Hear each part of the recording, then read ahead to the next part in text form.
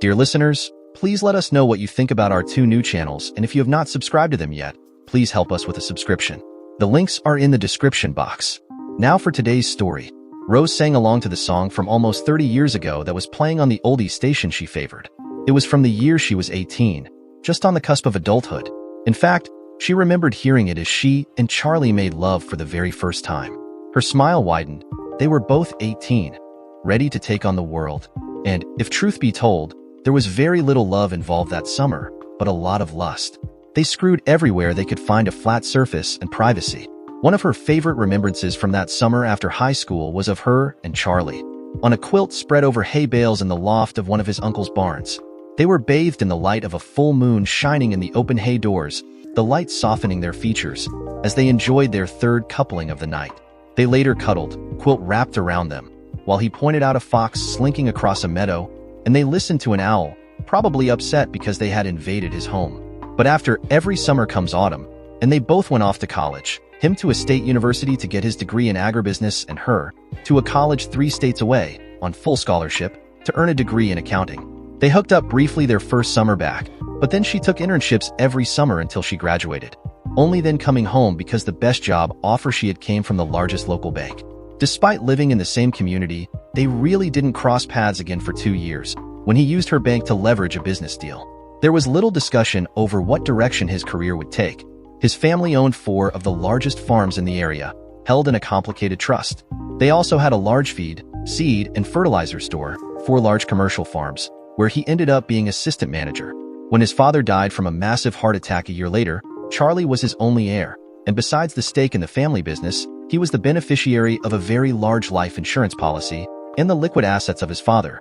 When the deal was done, Charlie had no stake in the farm operation any longer, but the feed store and a small, 200-acre section that was part of the original holdings his great-grandfather 3 times over bought over 200 years before were completely his, plus a good nest egg, which he immediately spent, buying another store 80 miles away, and adding a franchised hardware store to both locations, cracking the retail market. His skill and education stood him good stead, and his yearly profits were easily 3 times what he would have earned off the farms by the 4th year. There was a little grumbling from the cousins, but all had signed off on the deal, so they had no recourse but to accept it. Rose had been appointed his coordinator for the bank, and they renewed their friendship over the following months. Working lunches turned into working dinners, which turned into breakfasts after spending the night together. No one was surprised when 18 months later, in a country Baptist church his family had attended for 7 generations, on a warm April afternoon, Rose Cheney became Mrs. Charlie Barton. After a honeymoon at a clothing-optional resort, they came home with a lot of memories and no tan line. Charlie then gave Rose her wedding present, the seed money to open her own office, with his businesses as the very first clients. It included a post-nup that excluded him from all profits earned. There had been a similar clause in the paperwork when he bought the stores, added by his family to make sure if something happened or he wanted to sell it, the family could buy it back without complication should he ever marry and divorce. Charlie had no reason to object at the time, as it was before he and Rose were serious. It was at his insistence that her clause was included. Now, all those years later, Rose had 8 offices in 2 states and traveled 1 week a month to the different branches. She was no longer an accountant, but a CEO and administrator. Charlie owned 4 stores now, and his annual income was just over 7 figures, and her net was about half that annually. That was big money by anyone's standards, especially in this rural community, where the county seat held only 40,000 people, and there was only one more town, a hamlet of just over 6,000, just a few miles from her house. She laughed as the song ended. Now they were considered the redneck elite of their community, well off without the snobbery that came with money. They belonged to a country club, but never became the country club type. She wheeled into the driveway of their 4-bedroom home, sighing because they hadn't been able to fill them with children. There had been a complication during the birth of their daughter, and she could no longer bear children. Instead, they lavished their love on their only child, while at the same time making sure she grew into a sensible, responsible adult. She had just graduated college, and now the home was a true empty nest. Her heels clacked as she walked through the stone foyer. Shoes were her one big indulgence since they became wealthy. Rose reckoned she had 60 pairs of just heels, and her annual shopping trip was coming up. Every year she went to Atlanta, Charlotte, and twice Miami to update her wardrobe, which mainly meant new shoes. She always took her mother and daughter, who was more enthusiastic about it now than when she was younger. Charlie tended to dress in LL Bean and the clothes his hardware stores sold, but he had a closet of very nice suits for when the need arose. He was only 15 pounds heavier now than when they married, and she was actually smaller, thanks to her time with personal trainers. Yes, she thought, as she walked to the kitchen, they were rich, still attractive, had a great kid. Life was just perfect. Thursday was takeout night, and her nose told her tonight was Chinese, her favorite. Next would be Italian, barbecue, a burger from the small diner in the next town, fish, or something from whatever new place had just opened up. Rose thought it odd the food was still boxed, and Charlie was sitting on the patio, watching the sunset. Grabbing a couple of plates, she loaded them, carrying them out to the table. Noting he already had a glass and a pitcher of sweet tea, she grabbed another glass and utensils and settled down beside him, somewhat surprised he hadn't kissed her, and totally puzzled when she leaned over and he turned, so she caught his cheek. Instantly concerned, because that was so unlike him, she asked how his day went. Still staring out over the fields, he answered. It was pretty boring in the morning, but I had an interesting lunch date. Rose smiled. Everyone wanted something from Charlie, from the 14-year-old girl in the FFA who wanted him to address her group, to the 80-year-old retired librarian who wanted him to donate enough money to put his name on the building, to vendors and retail customers.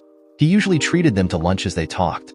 Normally pretty steady, he did have occasional moments of weakness, like when one precocious 10-year-old told him he ought to donate the equipment, seeds, and the time from someone who knew what they were doing to make a school garden. He was so impressed. He leased the field adjacent to the school and divided it until every class had a plot. Then he sent over the tillers and tools to work the spot, with 2 retired farmers to run the project, doing only what the children couldn't, then showing how on the rest. Each class had to vote on what to plant, when to plant it, and each student had to spend at least 1 hour a week tending it. All harvest went to the school cafeteria, where once a week or more a meal was prepared using vegetables the children had raised. In a move unusual for someone who sold farm chemicals and fertilizers, he would only allow them to use organic materials. The program had started 10 years ago, and the girl who suggested it was now working with the retired farmers teaching, as part of her college requirements. Her schooling was completely paid by Charlie, including living expenses. There was no pretense, no disguised scholarships, just a blunt, "I believe in you," followed by financial arrangements. In return, she had to work for him for 4 years after graduating. She called him Uncle Charlie now, and would literally kill for him. Charlie wasn't a saint for all his compassion. He was known to abrupt to people who annoyed him, and he had no use for someone who tried to cheat in a business dealing or manipulate personal relationships. Slow to anger, when he reached that stage, he tended to be ruthless both in public and personal matters. And as he never forgot a kindness, he never forgot a slight. Somebody must have gotten out of line at lunch, she thought, as she relaxed. Woe be unto them, as their preacher was fond of saying. Was she a pretty young thing? Or some grumpy old fart with his hand out? Quite attractive, actually, Amanda Peterson. Rose felt a little chill, both over who he had lunch with and his tone of voice. He was speaking very softly, his angry voice, she knew from experience. He got up, walking to the end of the patio, looking at the small lake he had built and stocked. What did you talk about, dear? Sex. Sex? Why in the world would a 24-year-old woman talk to you about sex? He turned, looking her dead in the eye. Her heart leaped to her throat, and with an air of fatalism she listened. Well, it seems she and Bobby are going to have an open marriage. From what I gather, it was his idea, and he'd spent weeks getting her to agree with it. She just wanted to know, since you were going to be his first partner, and since we were so understanding and happy with our own open marriage, if I would be her first too, because she thought I'd be gentle with her. We talked a long time, Rose.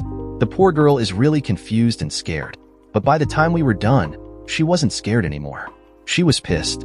Might want to tell Bobby to watch for a guy to serve him tomorrow, and you should watch out yourself. What the hell were you thinking? Fishing in the company pond. She's gonna pop a lawsuit the size of Texas on you. This is still an alienation of affection state. It's gonna suck to be you soon. Now, what I want you to do is look me in the eye and tell me this is all bullshit from a couple of scam artists, that you've never done any of the things she told me today, and you're willing to countersue and send them to jail. Because if even the tiniest part is true, you and I are done. You understand me? Done. I'll send bloodhounds from hell down your back trail, and I'll find every dirty little secret you've ever had all the way back to grade school. Now is the time when you start ranting about being so unfairly accused. Go ahead. Rose sat in shock, her head reeling, trying to form coherent sentences and failing. No, not now. How could this have possibly happened? Bobby said she was good with it. Damn it, Charlie stood and watched for about a minute before speaking. I thought so. I'm leaving now. I think I'll stay at the farm for a while. Don't try to talk to me, call me, email me. Don't even send me a smoke signal. We'll talk when I'm ready, not before. Goddamn you, Rose. Damn you. Rose didn't know how long it took her to move, but by that time she could hear his truck fading into the distance. She sat back down, looking at the plates of food, too shocked to cry. 2 hours later the food was useless, covered with flies. The sunset had faded into a cloudy night. Not a star to be seen, no beacons of hope she could latch onto. She got up, leaving the mess for the housekeeper. Rose went straight to the liquor cabinet, considering the choices. For someone who rarely drank, he had quite a large selection. She smiled when she saw the bottle of rye, his favorite, still only half empty after 6 months. She frowned when she noticed the bottle of vodka she liked best was almost empty. Might as well do it in, she thought, turning up the bottle until it was gone, and opening another bottle. Carrying a large tumbler holding almost half a pint, she filled it the rest of the way with ice and tonic, carrying it into the kitchen, where she added 3 slices of lime. For some undefined reason, she went back out to the patio. Raising her glass to the east, she said, "Good night, Charlie." Then Rose cried and drank, repeating the routine until she stopped crying and passed out. "Rose, Rose, are you all right? Wake up." She came to her senses as their housekeeper shook her gently. She was sprawled on a lounge chair, in a not very ladylike position. Her skirt had ridden up, exposing her stocking tops and garters. She snapped awake, taking the scene in, the food still on the table, a bottle of vodka, sitting there surrounded by lime wedges. The bottle was half empty. She had a headache, but wasn't hungover. Rose had simply succumbed to emotional exhaustion. She gathered her thoughts, smiling weakly at Mrs. Gannon, the housekeeper. A widow, in her 60s, she worked 4 days a week 6 hours a day. She and Charlie were neat people, so it didn't take Mrs. Gannon long to keep the place in top shape. And she was a relative, Charlie's great-aunt. Charlie hired her because she needed the extra income and put her on salary, making sure she got a full paycheck no matter how long or little she worked. He even tried to get her to move in to one of the spare bedrooms, but she refused, preferring to keep her apartment. "Sorry, Shirley. Got a little carried away last night. Come on, let me help clear this up. I can't believe Charlie left you out here like this. When he gets home, I'm gonna give him a talking to. Charlie wasn't here last night. This is all on me. Just had a lot on my mind." Shirley was old, but there was nothing wrong with her mind. She looked at the 2 plates, the 2 glasses of tea, and knew Charlie had been there for at least part of the evening. The thought shocking her. It looked like there may be some trouble in paradise. The physical evidence, plus the fact that she had found Rose semi-passed out, led her to all kinds of speculation. She couldn't help but wonder about the hose. She did their laundry most of the time, and had never seen anything like that in the wash. Maybe it was some kind of midlife crisis thing. "You go on in, Rose. Get cleaned up. You're not working today?" With a start, Rose realized she was late. Good thing she owned the place. She called her manager and her personal assistant, telling them she would be in after lunch and to rearrange her appointments. A long hot shower helped. She looked at her reflection, thinking a little vainly how good she still looked while most of her friends had entered the dumpy housewife phase. Maybe it was time to do a little tuck, give Charlie something a little firmer to play with. He'd always loved her body. Then she realized he may never play with her again, and tears welled. Fighting to maintain control, she sat at the vanity, brushing her hair, reflecting on how she ended up in this mess. She took to business like a duck to water. Using the money Charlie gave her as a wedding present, she had opened her first office. Charlie, of course, gave her his business. When the accounting firm his cousins used in the family business closed due to retirement, she got that business. Things progressed nicely, and in 2 years she opened another office in the county seat. The next year she opened an office in the town next to Charlie's second store. In 12 years, she had 5 offices. She added 3 more over time. She could have opened more, but she had to travel 1 week a month, and she didn't like the idea of being away from home any more than necessary. The small county she lived in was dry, so there were no places other than a few fraternal orders and the country club to socialize over a drink. It was one of the things she missed most. She enjoyed the bar and club scene at college a little too much, truth be told. But she was settled down now, no bar crawls or staggering out of clubs in her future any longer. It had been 10 weeks since she and Charlie had made love. He had been sick, a serious case of flu, that put him out of action for 3 weeks. Then she had to travel for a week. As soon as she got back, he had to go out of town to finalize the purchase of his 3rd store. Then she got the flu. By the time she recovered, she had to go back on the road. It was the longest dry spell they'd ever had in their marriage. Just over 40, they still enjoyed a robust sex life, 2 to 5 times a week, depending on opportunity. They still occasionally used the hayloft at the farm, just for fun. The town her new office was in was considerably larger than home, and she decided to treat herself to a night out. She cabbed so she wouldn't have to worry about how much she drank, and ended up at an all-male review.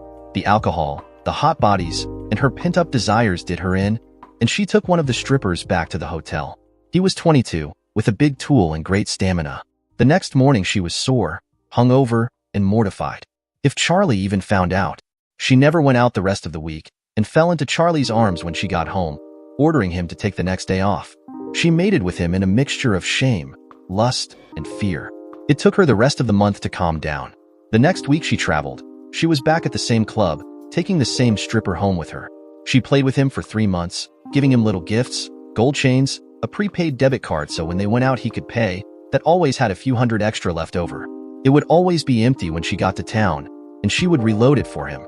He quit his job and left, but not before spending 2 days giving her all he had and introducing her to his replacement. Things did not go so well with him.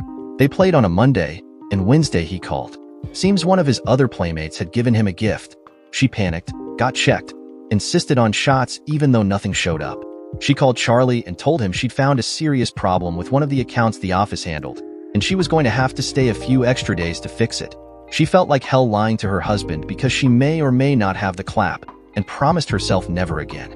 She broke that promise 6 months later and would keep breaking her vows for the next 8 years. And then she got stupid, and Charlie found out. If she had to describe Bobby Peterson in one word, it would be yummy.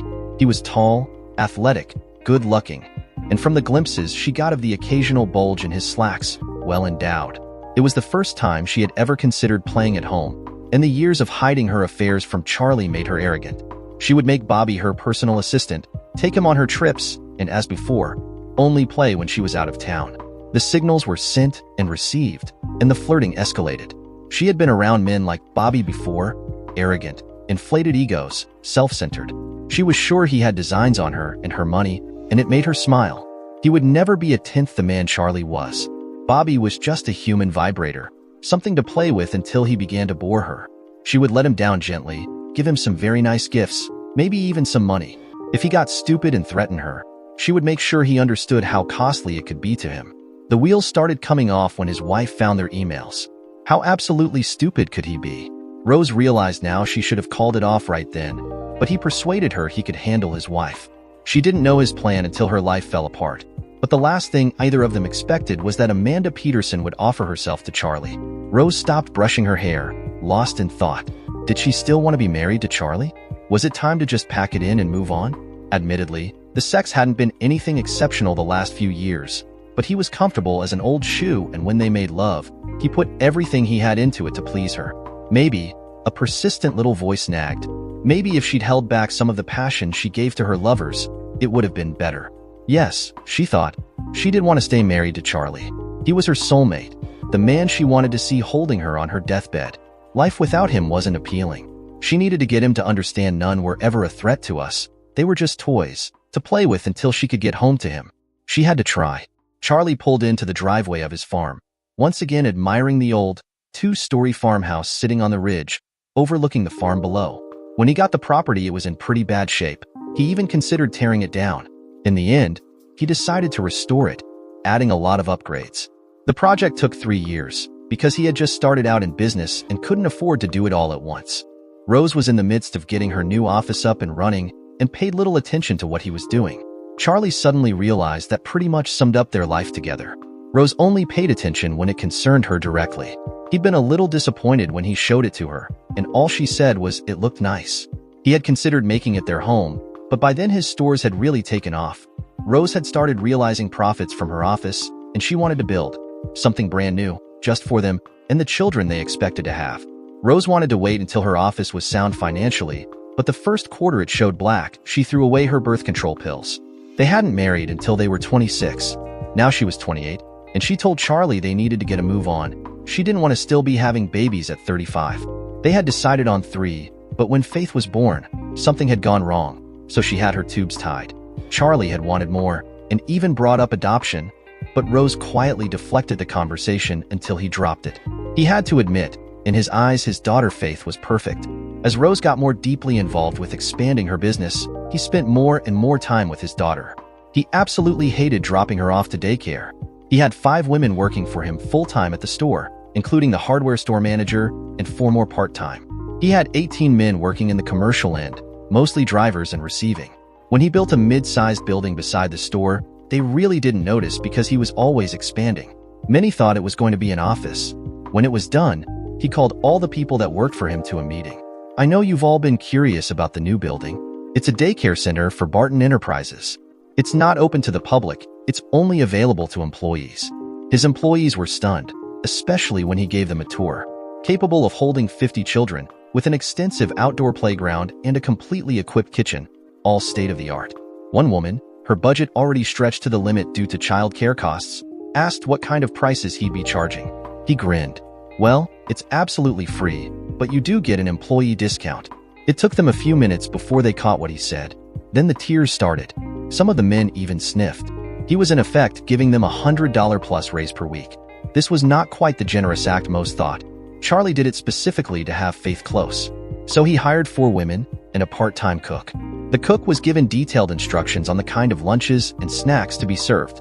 They had to be flavorful, nutritious, and sourced as locally as possible, and using the bare minimum of pre-packaged items. Soon the employees were clamoring to dine with their children, and he had to extend the cook's hours and add tables. When the number of meals hit 60, he hired her an assistant. Many ate outside if the weather was nice, on the tables scattered under the trees. Amazingly, close to half of the meals were vegetarian, and no one complained. He'd hired professional child care providers, and while much of their day was consumed by play, educational grounding was integrated. By the time many of them went to public schools, they could already read and write, and most knew basic Spanish, and good study habits were ingrained in them. The Bartonians, as the school system nicknamed them, tended to stick together, bonded through shared learning, maintaining friendships that lasted lifetimes. Plus, they skewed the performance test necessary every year, raising the school rating to the top. Manners were also instilled almost from birth, until please, thank you, and you're welcome became automatic responses. Of course, when his other stores found out, he had to duplicate it for them. He spent roughly $400,000 a year to maintain them, all out of his own pocket. Of course, he got a nice tax break. All this because Charlie wanted to keep Faith happy and close. He unlocked the door and decided to open a few windows and air the place out. The breeze felt so good he left them open for the night. Normally not a drinker, he'd remembered to stop and get a 12-pack, along with some coffee, creamer, a few snack items. He placed everything in the kitchen, stared at the beer for a minute, and made a cup of coffee. He took his cup outside, sitting in the porch swing, rocking slightly. He suddenly remembered cuddling Rose on this same swing. Right after the house was done, they were giggling, looking at the barn, memories coming back. They'd had a lot of good times in barns. He half smiled at the memory, then sat back and reflected, wondering, trying to pinpoint any sign that should have told him his marriage was over. Looking back, he could not find one instance. Then he remembered a few smiles, and when he asked, she just said she was reliving a pleasant memory, but she never volunteered which memory it was. Was she thinking about her lovers then? His musings were interrupted by his phone. He'd forgotten to turn it off, and was about to do so when he saw the number. Hello? All he heard for a few seconds was sobbing, before she blurted out he'd hit her. Amanda, he said, in his CEO voice, who hit you? My husband. I told him about our lunch, and how I intended to leave him. He lost it and punched me in the face. What should I do? Are you out of the house? He got his tearful yes out of her. She was in her car. Good. Now, listen to me. Drive straight to the hospital. I'll be there as quick as I can. Do it, Amanda, if you want my help. Go on now. He hung up, glad he'd decided on coffee instead of beer. Once in the truck, he called the sheriff department on the non-emergency line. He got hold of the senior officer in charge and was assured a female deputy would be there when he arrived. He just barely beat the cruiser into the parking lot. Amanda burst out of the car and rushed up to him and the deputy. The whole left side of her face was swelled, and her eye was completely closed. A thin trickle of blood was still seeping from a corner of her mouth. They escorted her into the emergency room, and Charlie sat for 40 minutes, until the deputy came back out. She was a Bartonian, one of the originals. He's broken her cheekbone, Charlie. She wants to talk to you before she presses charges. What the heck is going on? Charlie shrugged, then told her a modified version of the truth. I had lunch with her today. I guess she needed a father figure to confide in. Her husband isn't a parent-would-be swinger, and he was trying to get her on board with the idea. I gave her some advice I don't think he liked. Carla Martinez laughed out loud. Swingers? Are you serious? In our little burg? She wasn't expecting the pained look on his face. Sometimes, you don't really know people, Carla. They can hit you with all kinds of nasty surprises. Come on, let's go talk to her. Amanda was on painkillers, looking wan and pale. She tried to smile when she saw him, but winced in pain. What do I do, Charlie? First, you file charges. If you don't, I won't have anything to do with you ever again. You didn't deserve this, Amanda, and you can't let him get away with it. Has he ever done this before? She flinched, but nodded. Not like this, but he has slapped me a couple of times. Charlie looked over at Carla. You hearing this? Go get that a-hole. Carla looked at him in surprise. In all the years she had known him, going back to when she was 8, she'd never heard him curse. Her cop instincts kicked in, and she knew there was something deeper going on. I can't. Charlie. First, she has to give a statement and agree to press charges. Until she does that, our hands are tied, and she has to tell the truth. Charlie looked over at Amanda, knowing that her safety was more important than his pride.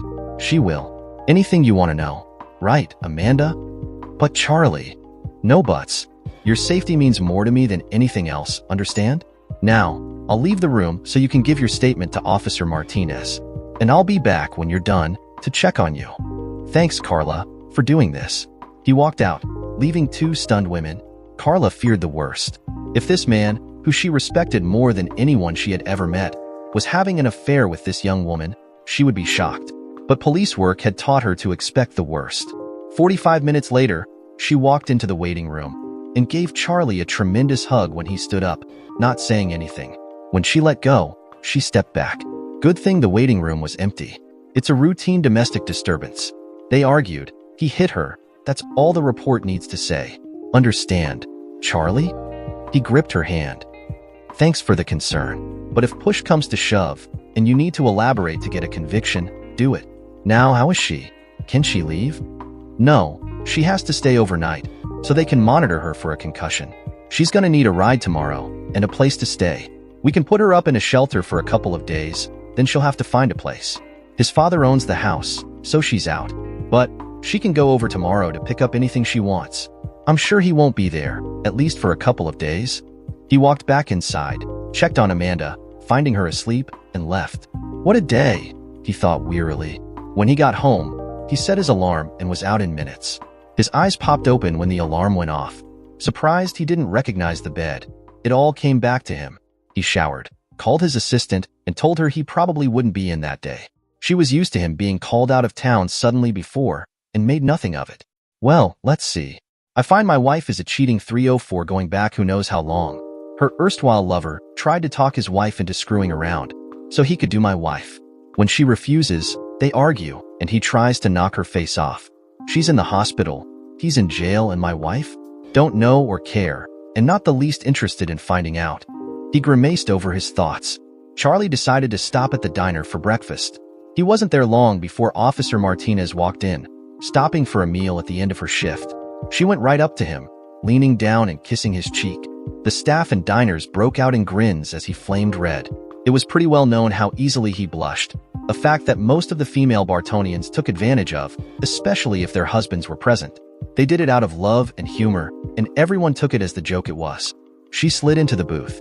Buy a poor public servant breakfast, money bags, and I'm having steak and eggs. He grinned as she placed the order. After the crowd thinned and she was done eating, she quietly filled him in on the end of her night. He was cussing and ranting when he opened the door, thinking it was Amanda. He shut right up when he saw me and Officer Wells.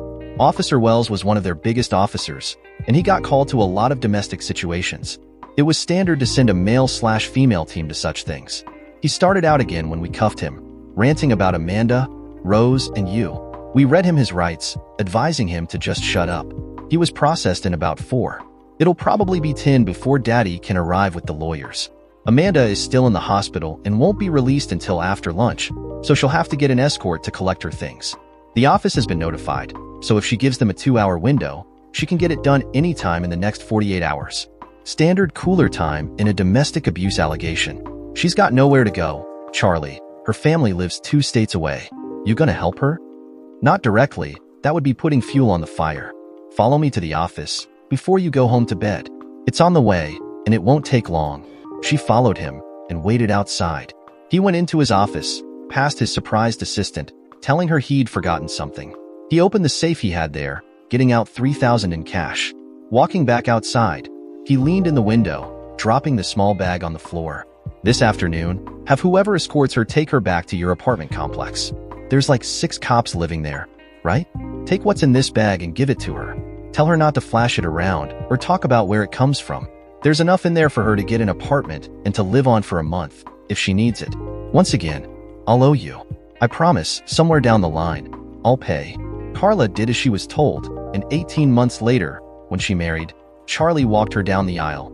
He'd paid for everything, the wedding, the honeymoon, even the tickets for her grandparents to fly in from Mexico. He kissed her cheek during the father-daughter dance, thanking her once again for her help. She cried all over him when he told her that he knew a perfect house available for a young couple to start their lives in, and private financing to help them afford it. Amanda safe, Charlie left, going to his most distant store to spend a few days. Rose got over her shock by the 3rd day. Smart enough to not push, she called him once on his cell, and at every one of his stores, sent 2 emails, one to his laptop he never traveled without, and one to the desktops at every store, and waited.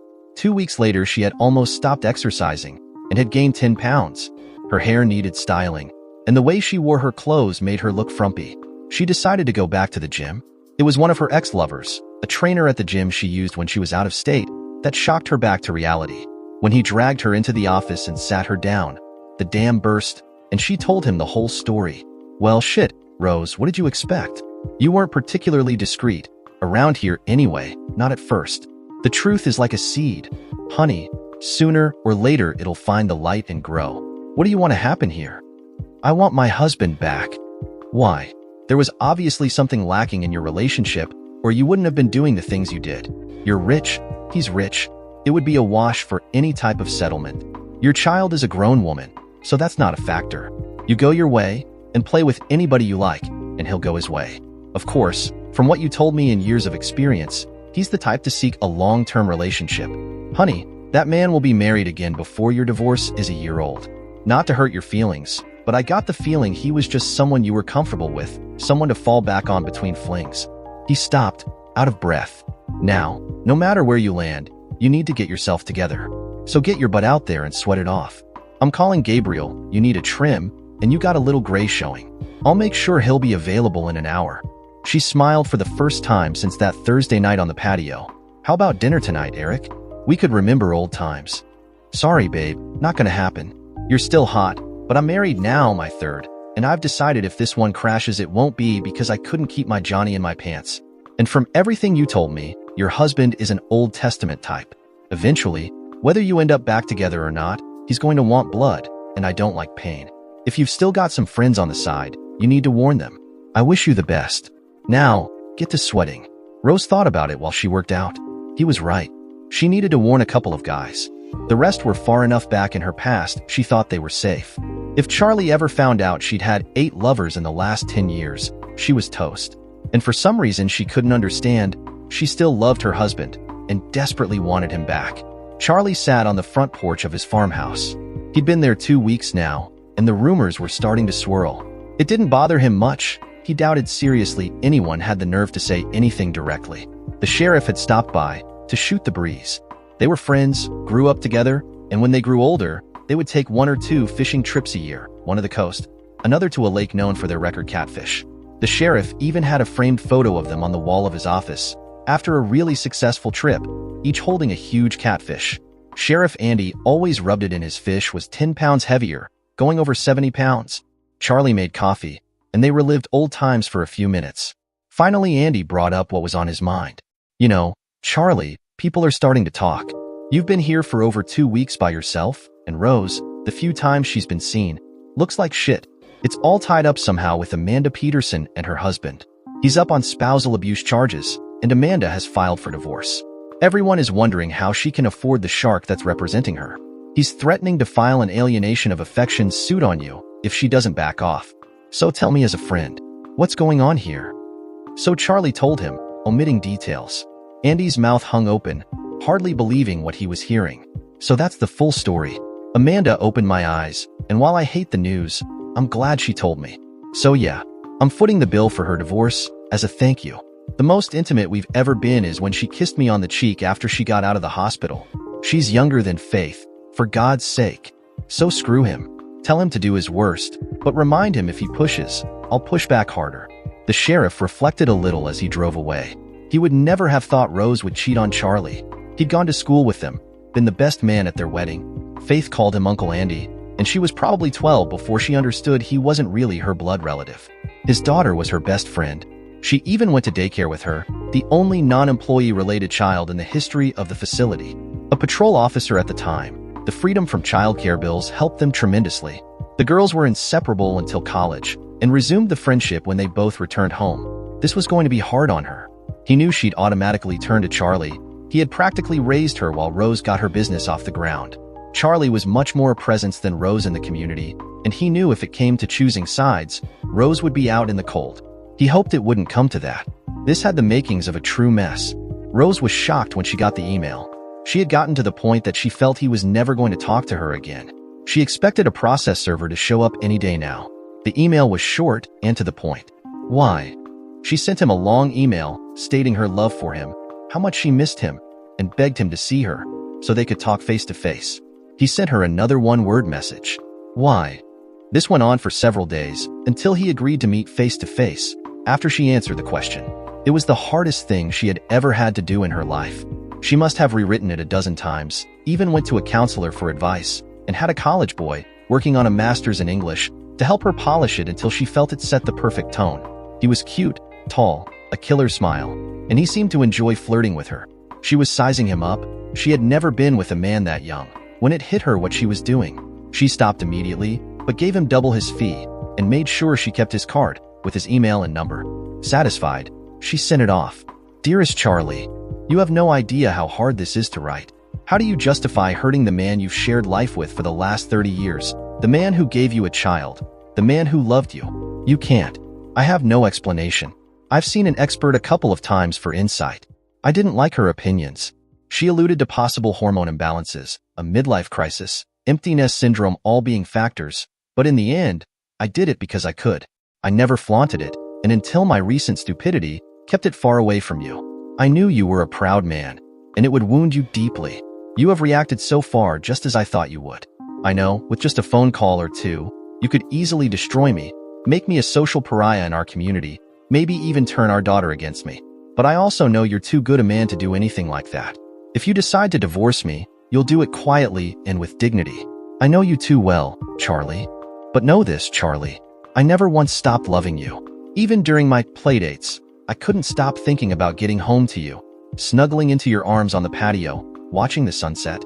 I'd rewrite history today if I could, erase all this ugliness and go back to our quiet, happy life. But I doubt seriously God is going to give me a do-over. Please, Charlie, don't ask me for times or details. I don't want to inflict any more pain than I already have. The end would be the same if it were just 1 or 100. But know this, I will do anything, absolutely anything, to reconcile. Want to whip my butt on Main Street? I'll show up at high noon on Saturday, ready to bend over. Want me to give up my business and be a housewife for the rest of my life? I'll put the businesses up for sale tomorrow and get rid of them even if I have to take a loss. I'll do anything, Charlie, anything, to be in your arms one more time. Now, send me the time and where you want to meet. I love you, Charlie. I always will. Rose. She signed, hit send, and shut her laptop. It was up to Charlie and God now. Charlie read through the email 4 times, getting angrier every time. Just because she could? They didn't mean anything? She still loved him? Bullshit, bullshit, bullshit. And the line, whether it was 1 or 100 foot, told him right away there was more than one. It was all he needed to know. He took a quiet trip, out of state, to the biggest town his wife had an office in. He had his lawyer reach out, and he had the names of the 3 most respected private investigation firms in the city. He met with all, and hired 2 of them. On the off chance one group would discover more than another, he did the same thing at all her locations. He paid top dollar, and gave bonuses for speedy work. He had one directive: Dig up every square inch of dirt in your area. If you need help, hire them. If you find someone you suspect had an affair with my wife, find out everything you can, as far back as you have to go, and give it to me. The two firm owners had a dinner meeting. They knew and respected each other, and were admittedly a little concerned about what they were doing. What do you think he's trying to gain here, Jack? I don't think he's trying to gain anything. I think he's a man in deep pain. I think maybe he's trying to understand why she cheated on him. He stopped, sipping his tea. I'm sure you did what I did, Chuck, and checked him out. No history of violence, a well-respected member of the community. You have to dig pretty deep to find anyone who has a bad word about him. And the ones that do almost universally lost something from tangling with him. I'm sure most deserved it. And his random acts of kindness are almost legendary, even though he tries to keep them quiet. They sat silently for a minute or two. He may be exactly like he looks on paper, but they had been in their field for a long time, and had learned that people were almost never what they seemed. Plus, as they both knew, random acts of kindness was one of the biggest tells for sociopaths. Chuck finally broke the silence.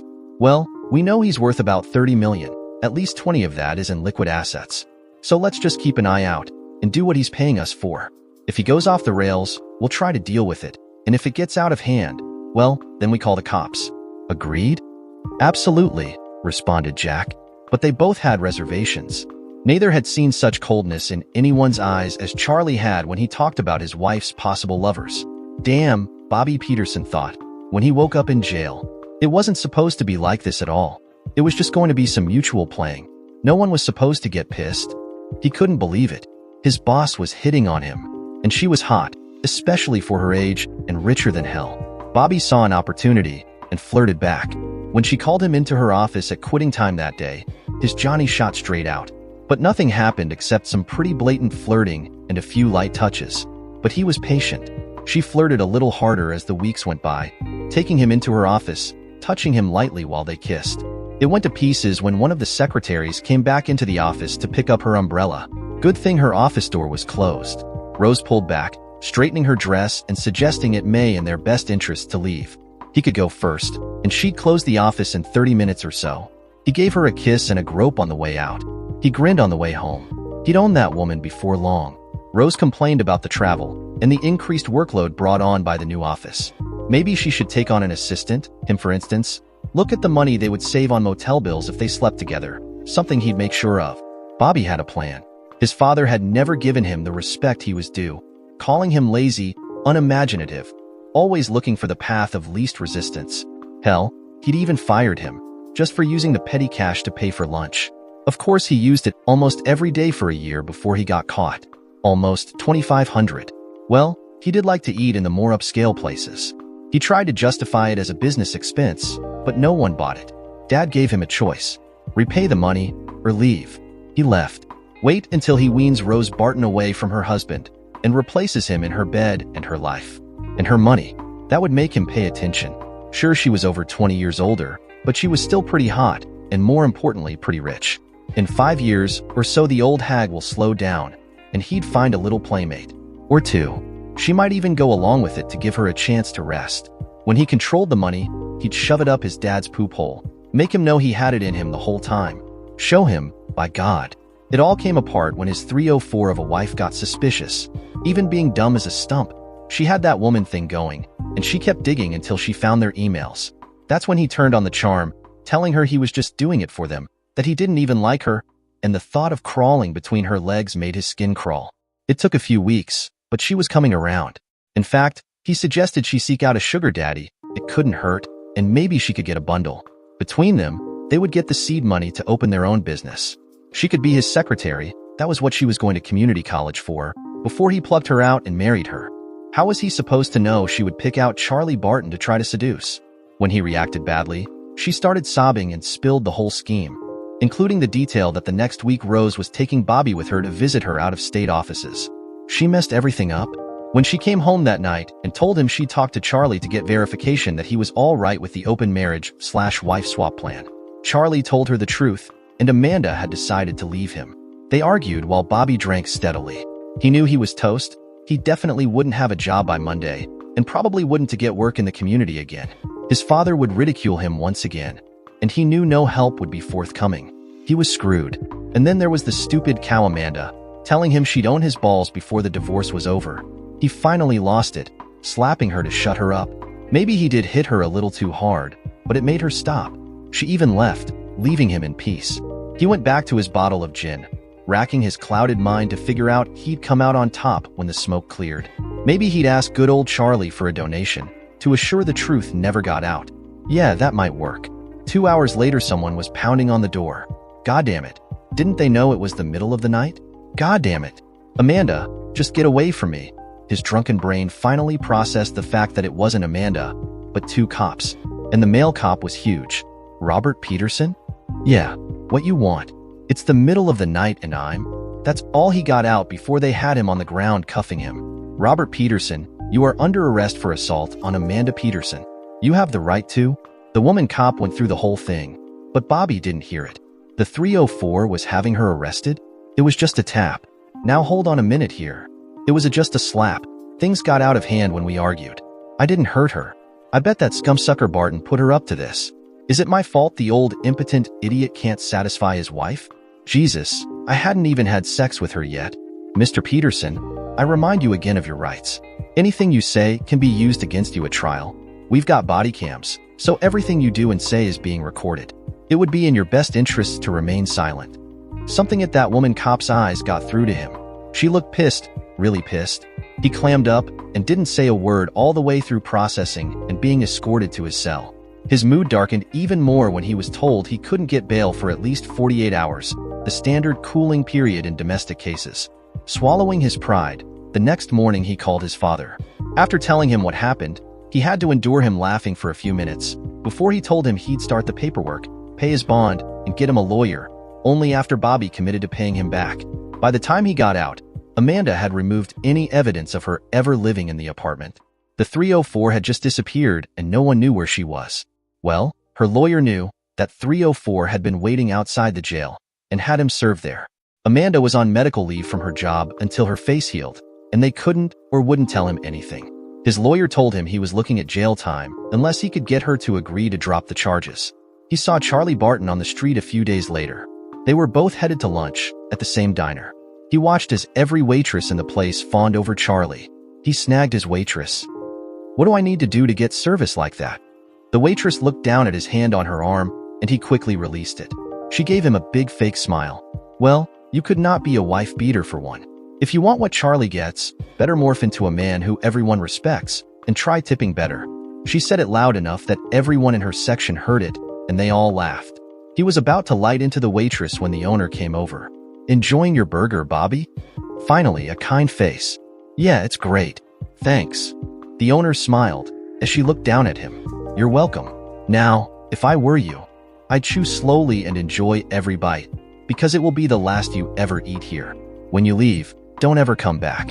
You're banned, as long as I own this place. I was married once, to a scumbag like you. I don't need you around as a reminder of bad times. This time the laughter was loud, and he went pale. He was so angry. Screw them. Screw them all. He'd show them. There will come a day when they wish they treated him better. He looked over to see Charlie sitting there, looking at him with a little half-smile on his face. He had just about decided to go over and knock that smirk off the old man's face when 2 female cops, 1 city, 1 county, walked in and straight to his table. The county mountie took her big hat off and laid it on the table, then bent over and kissed his cheek. The city cop did the same thing, on the other cheek. The lunch crowd grinned, used to seeing it, and always laughing when Charlie flamed red. They sat, and the county cop looked over at him, the smile dying on her face. It was the 304 who'd arrested him, and here she was smooching Charlie. Talk about collusion. She said something to the city officer, and she turned and gave him an icy stare. Then she went back to her meal, pausing every once in a while to tease Charlie. When they left their checks on the table, and Charlie paid for all, leaving a very nice tip. Bobby ate his meal slowly, out of spite. He left no tip, but the waitress grinned and wished him a nice day. As soon as he was outside, he saw it. The big yellow boot was as clear as day. Then he noticed the fire hydrant, 5 feet from his front tire. Damn it. Had that thing always been there? He picked the ticket off the windshield and walked to City Hall. $138, and it would be 4 o'clock before the guy could show up and remove the boot. He had to walk back to the office. Surprisingly, Rose hadn't fired him yet. Then again, No one had seen her for almost 3 weeks. They assumed she was working at one of the out-of-state offices. He kept his mouth shut and his head down, trying to do the best job he could, hoping he might get a fair reference when the hammer fell. Nobody said anything at the office, and it was business as usual for 2 weeks. Then the whispers started. No one wanted to make eye contact. Interactions became brief and hurried. He felt like screaming at them. This wasn't his fault. Bobby, even if he didn't know it, was a sociopath. His overinflated sense of self-worth made him tailor his past to meet his projected future. Only if he was backed into a corner over his lies and actions would he even come close to telling the truth. Once he was caught, he would turn on the charm, deflecting everything away from his actions, then start lying again. Despite his disintegrating relationship with his father and the uncertainty of his employment, he refused to let go of the belief that somehow he would emerge from the situation triumphantly. He was just about to doze off when it hit him. Faith. She had flirted with him lightly years ago when she would visit her mother's office on college breaks. He would seduce her, talk her into marriage. That would show them for sure. Having to sit in the church while they exchanged vows would be perfect. Feeling good for the first time in weeks, he went to sleep. The next morning, it all came back. Faith was a tempting target. She was almost smoking hot, a prettier version of her mother, with Charlie's height and high cheekbones. Every single man around had courted her, but none could get her to commit. She turned all down, saying she wasn't looking for a relationship right now, and wanted to make sure her business got off to a good start. Her business did indeed get off to a good start, thanks to her extended family. The vet they had used for years had become a bit senile, yet refused to give up his practice. Animals started dying, legal complaints were filed. Forced to pay increasing insurance premiums, lawyers, and fines, he had no choice but to close his practice. Faith, her 3 assistants, and the older vet who worked part-time were swamped. Deciding she needed more help, she advertised in the trade magazines for another associate, and ended up hiring 2, a man and wife team.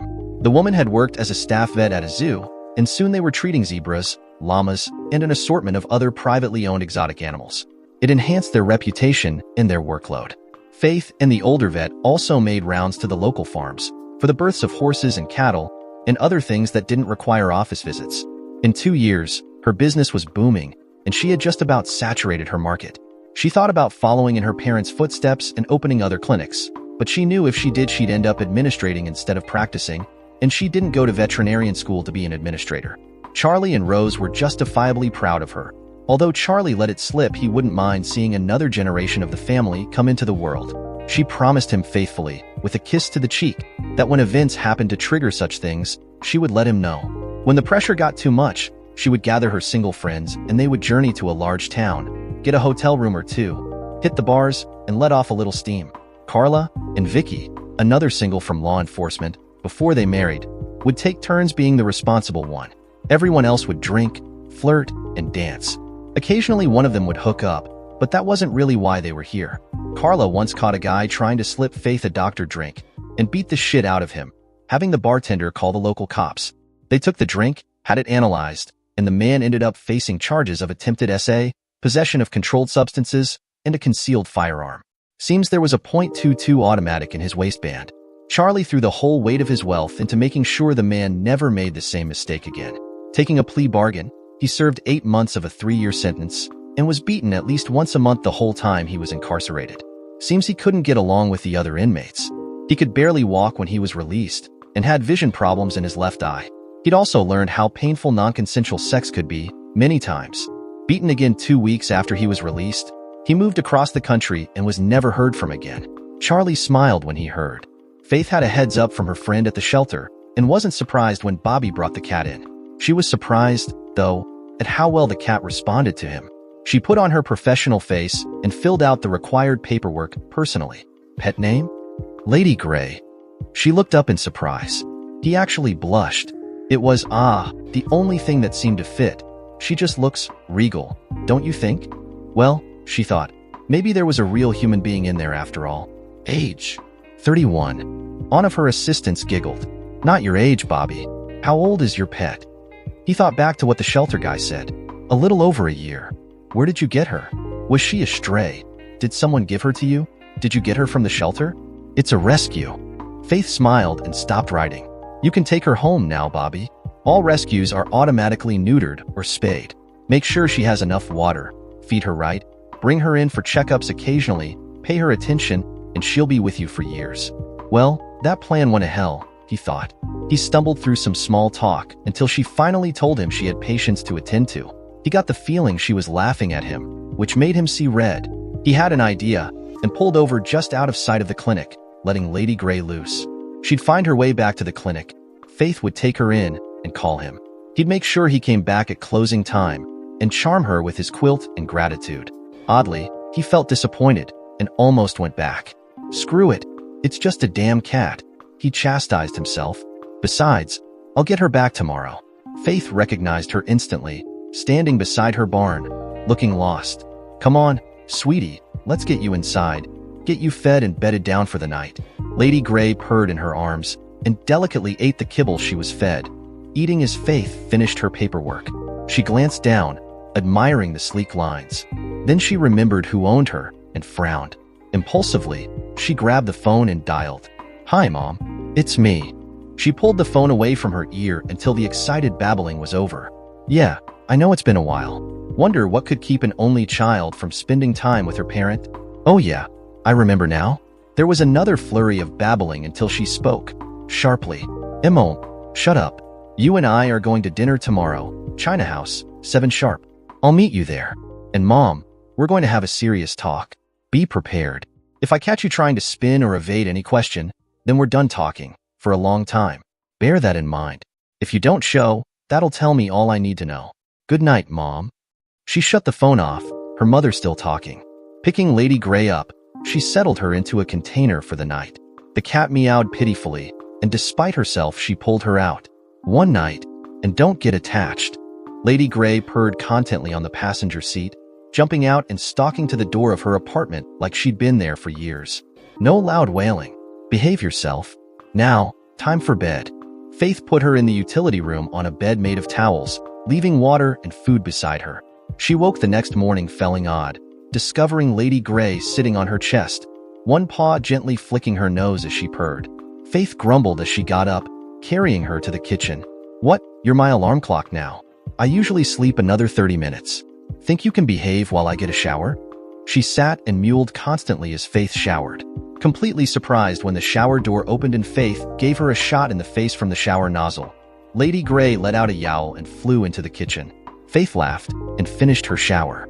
Lady Grey was on the kitchen table, licking herself dry and looking disgusted.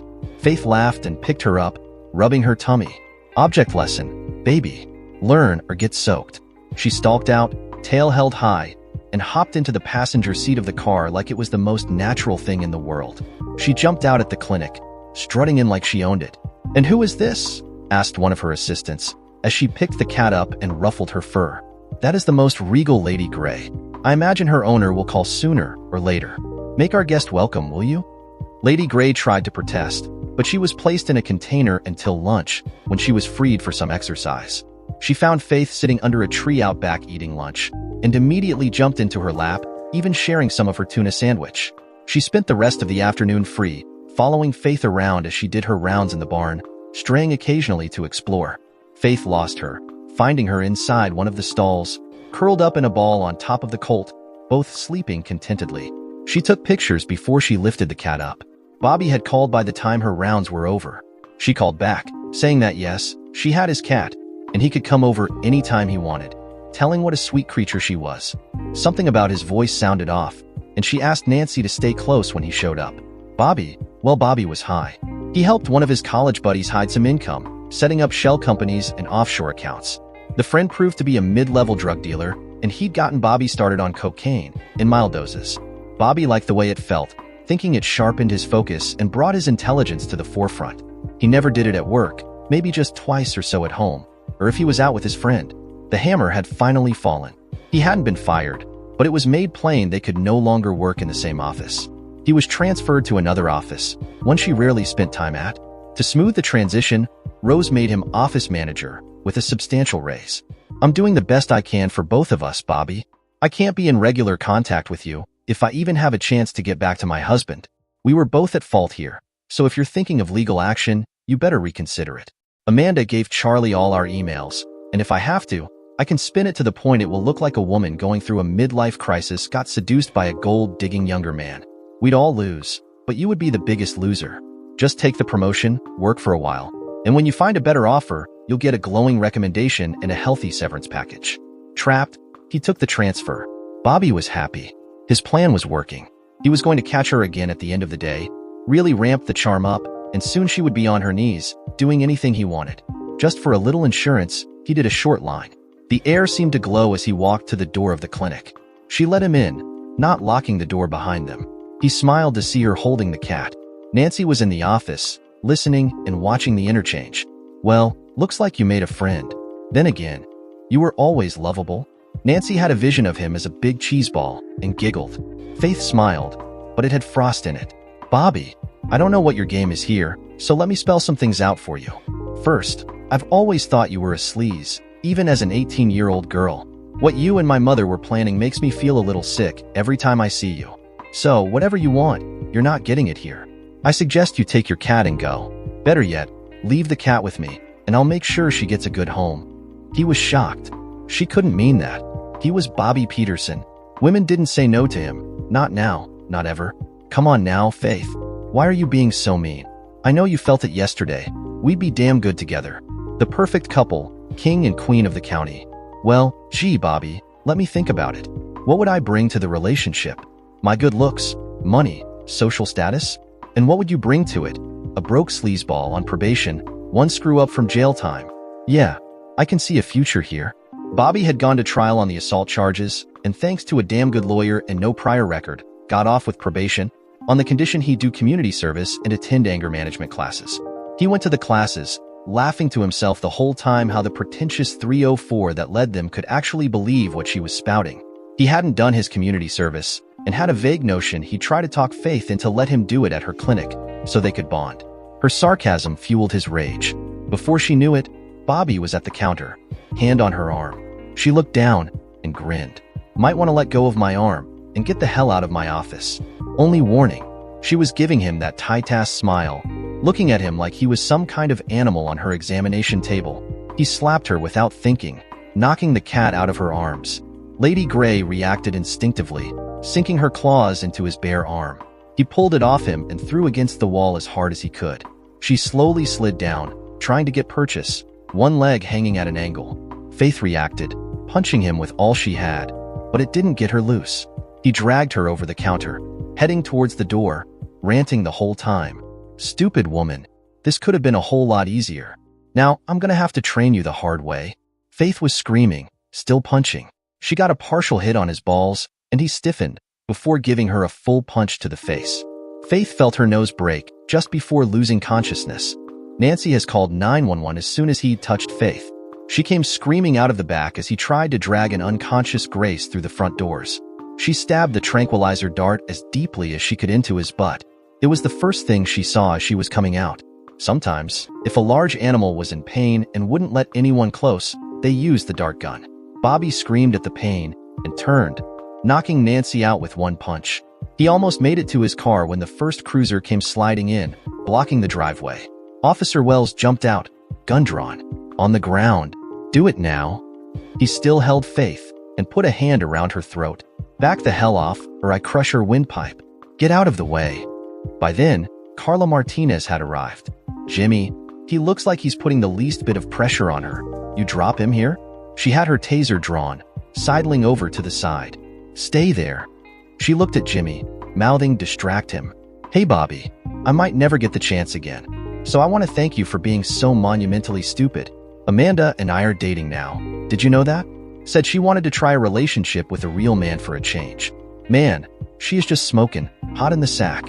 And she jumps me almost every day. Says she didn't know what real lovin' was until she got rid of you. Jimmy was blowing smoke. They were dating, but they hadn't intimate yet. They both knew it was coming, but they were doing it right, getting to know each other before taking the plunge. Carla was angling around when the tranquilizer hit. He dropped Faith, slumping to the ground. She tasered him anyway, just to be sure. It took 3 ambulances, one for Faith, one for Nancy, and one for Bobby, complete with handcuffs for the gurney. Faith was treated for her broken nose, a concussion, and bruises and scrapes from being dragged across the parking lot. Nancy was treated for a concussion and kept overnight for observation. Bobby was checked thoroughly, blood samples were drawn. When the cocaine showed up, they got a warrant and searched his house. His stash was found. He was charged with possession of cocaine, violating probation, assault, aggravated assault, attempted SA, and cruelty to animals. His probation was revoked, and he went to jail.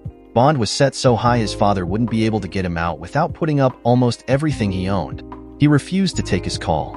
Rose waited at the restaurant for 3 hours. By the second, she was crying, thinking Faith had blown her off. It was only after she turned her phone on that she noticed all the messages. She nearly fainted when she heard Charlie's last message. "God damn it, Rose. Crawl out from underneath whoever you're screwing and answer the phone. Faith is hurt and in the hospital. Your little boy Bobby assaulted her. He didn't do anything sexually. The cops got there before it got that far, but he's beat the shit out of her. As soon as you satisfy your urges, get your butt over here." She didn't know which hurt her more, the fact that Faith had been hurt, or that Charlie would use such crude language. Rose didn't even remember driving to the hospital. She just knew suddenly she was standing by Faith, sickened by her black eyes, broken nose, and bruises. She was bent over her crying, her tears making her gown wet. When she woke up, Faith woke up, realized who was holding her, and circled her arms around her. They cried together for a few minutes before Rose stepped back, holding her hand. "Sorry, I couldn't make dinner, Mom." "It's all right, baby. I'm so sorry, honey. This is all my fault." Faith took pity on her. "No, it isn't, Mom. This was all Bobby. You didn't fit in anywhere." Rose knew she was lying but let it pass. They talked for about 10 minutes before the medication put her asleep again. She felt a presence and looked around, seeing Charlie for the first time in almost 3 months. Her heart jumped to her throat. He looked tired, older, his jaw set squarely, his angry face. She jumped in front of him. "Please, Charlie, we have to talk. You promised me you would if I answered your questions." He took her hands off his, gently. "I did, and I will. Unlike you, I honor my promises. But give me another 2 weeks. I'll email you. I'm going to ask you a favor. Stay the night with Faith. I have a couple of things to do, then I'll be back early tomorrow. Can you do that for me?" Wondering what could be so urgent in the middle of the night, she nodded. He left without another word. Bobby came to slowly, wondering what had happened. He started to move, discovering his hands wouldn't work. He looked down, to see them handcuffed to the bed rails. It all came flooding back to him, and he felt a flash of anger. She needed a lesson in respect. Then it hit him what he'd done, and he felt the first tendrils of fear crawl up his spine. He was in some pretty deep shit. Hearing a noise, he turned and looked straight into the eyes of Charlie Barton. It took Bobby a minute, but when his head cleared, he saw the same thing. Charlie Barton. His eyes didn't blaze, his body didn't tremble. He sat there placidly, watching. Something in his eyes shot a shaft of reality through his addled brain. It all came back. Faith. The cops. The assault. "I'm in deep shit," he thought. "Serious jail time. I can't go to jail. Dad. I have to get hold of my father. He'll take care of this." He looked at Charlie again, wondering why no one was guarding the door.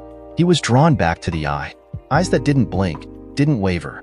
The eyes of a predator. A tiger, maybe? No, they reminded Bobby of a documentary he'd watched once, when he was in his teens. It was on the Nile crocodile, one of the largest and deadliest predators on the planet. They would lie placidly on sandbars and riverbanks, then move with unbelievable speed, or slip silently into the water, to re-emerge like a ghost, lunging out and pulling prey into the river before they knew what hit them. The filmmakers had gotten underwater cams in place, and it showed in slow motion the death throes of some kind of deer-looking animal, struggling as the beast rolled, drowning and crushing his prey. Suddenly, Charlie stirred, apparently noticing he was awake. "Ah, Bobby, awake I see. I wanted to be the first person you saw when you woke up. I want to be the last person you see every night before you sleep. 8 to 10, Bobby, 8 to 10 years before you breathe free air again, according to the D.A. and my lawyers. That is, if you behave." He had stood, walking up until he was leaning over the cuffed man.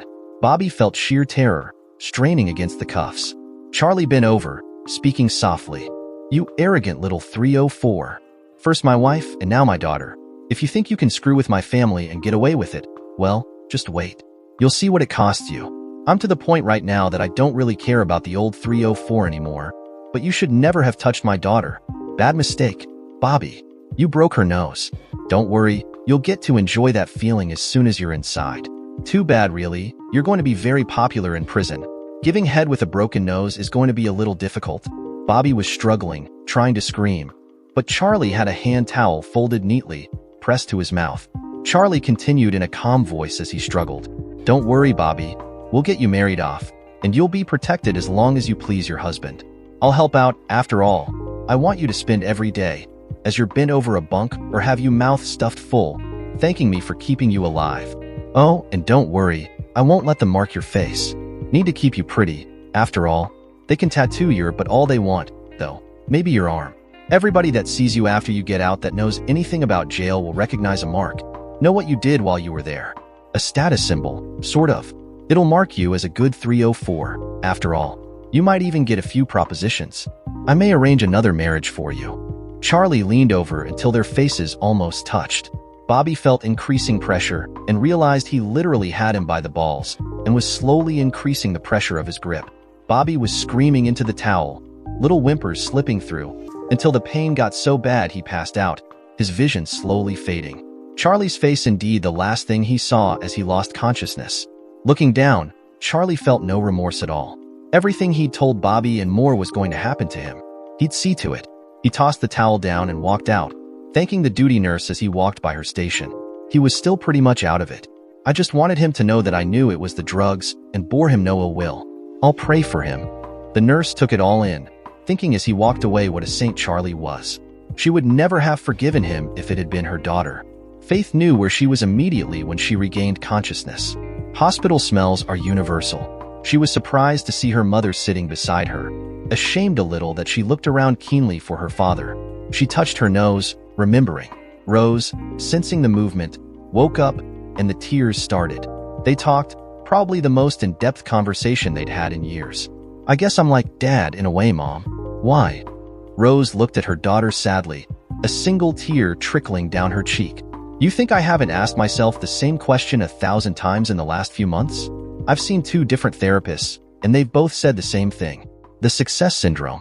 As a person gains in wealth and power, they begin to think they're entitled, that they've transcended the normal rules of behavior, that they're above the understanding and judging of the masses. This is what I want, so I should be entitled to have it." Rose sighed. "Of course, I was very wrong. It just seemed to get easier and easier. I rationalized that surely he had figured it out by now, and if didn't say anything, then it didn't matter, and I was free to carry on. It made me arrogant, and arrogance got me caught." Faith just stared for a minute. "So you're saying if you hadn't been arrogant and gotten caught, you'd still be screwing around?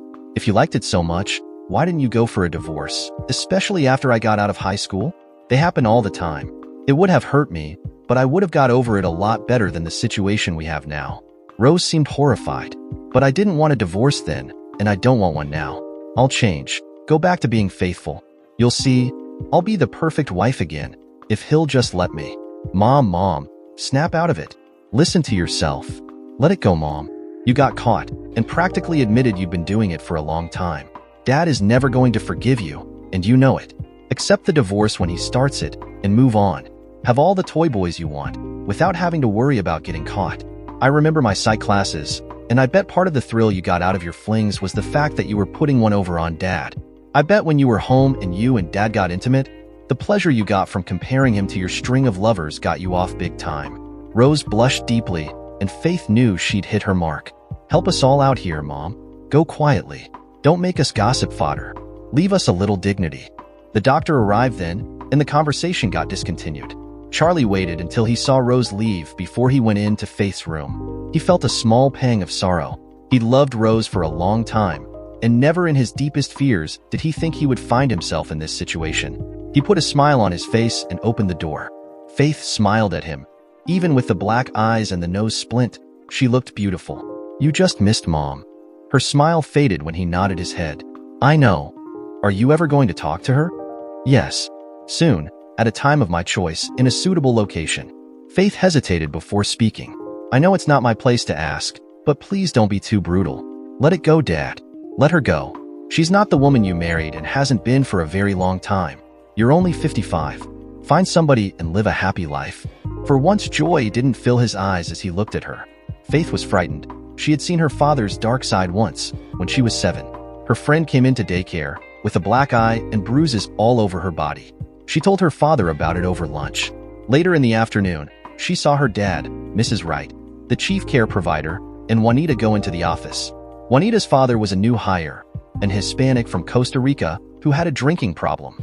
Faith had slipped away at playtime, wanting to ask if she could have Carla and Susie over for dinner. Seems they always had a carload of her friends every evening. She saw him and Jose go behind one of the fertilizer buildings.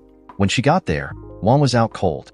Daddy was standing there rubbing bruised hands, and he reached down, pulled Carlos up, slapped him until he woke, and whispered something in his ear. Faith slipped back around and ran back to the daycare and never spoke of what she'd seen.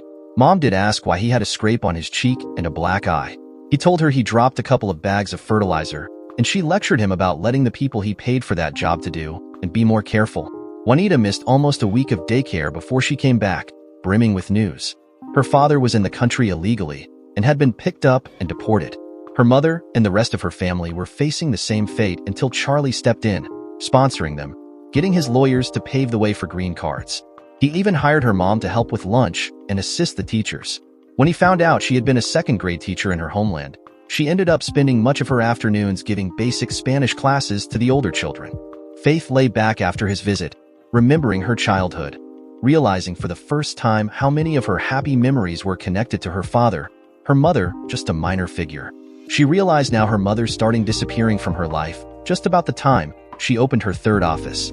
Then it was a rush into the door, a quick kiss and cuddle, and leaving to go to her home office after dinner, totally ignoring her attempts to tell her about her day. Her dad became the primary caregiver. Her mother practically abandoning her made her cling to him more. She knew if she hadn't been so needy, he would never have added the daycare centers to his business. He was far and above a good parent and seemed to sense her every mood and need. It wasn't until she was in her first year of college that she learned he talked to the people at daycare, her doctor, and child psychologist to keep on the right track. It wasn't just schooling either. She thought about it now, knowing she became all the children he wanted, the tough tomboy, the frilly debutante, sometimes even the son he missed having. He taught her to fish, to shoot. She even learned to hunt. Charlie still had a picture of her in his office with the first deer she'd taken, a 4-pointer. She was 12. He molded her into the woman she was today. Assertive but fair, steadfast to her friends, true to her convictions, and though she tried to minimize it, brutal to her enemies when she had them. Charlie realized it, but Rose didn't. That money really didn't mean that much to Faith. Oh, she grew up as the princess in their country Camelot, had all the material things she needed and more. Thanks to her father, she never really let the money sway her. Oh, she would have a burst of extravagance once in a while, but it rarely lasted, and she would be back to herself in no time. When she graduated from vet school, her dad took her for a ride, stopping at a field halfway between their small community and the county seat. He handed her a deed. "I bought this for you. Take it down to Jerry's office and he'll do the transfer." Jerry was his lawyer.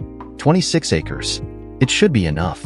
You can build a clinic, a small barn, paddocks, kennels, everything you need. The money will be available, but that's as far as I'm going to be involved. Everything else is you. It's up to you to make it a success.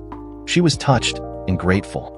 He accepted her hugs and tears, smiling at her happiness. They walked the property, and she was talking out loud about where she should place everything, asking his advice. He just grinned. Get a good architect and listen to his advice. They talked on the way back into town, and Charlie steered it back to money. "Look, you're my only child. Except for a few small remembrances, you get everything when I pass. Your mom has her business, so she doesn't need anything. She hasn't said, but I would imagine you'll inherit everything from her. You'll be the wealthiest person in the area, baby.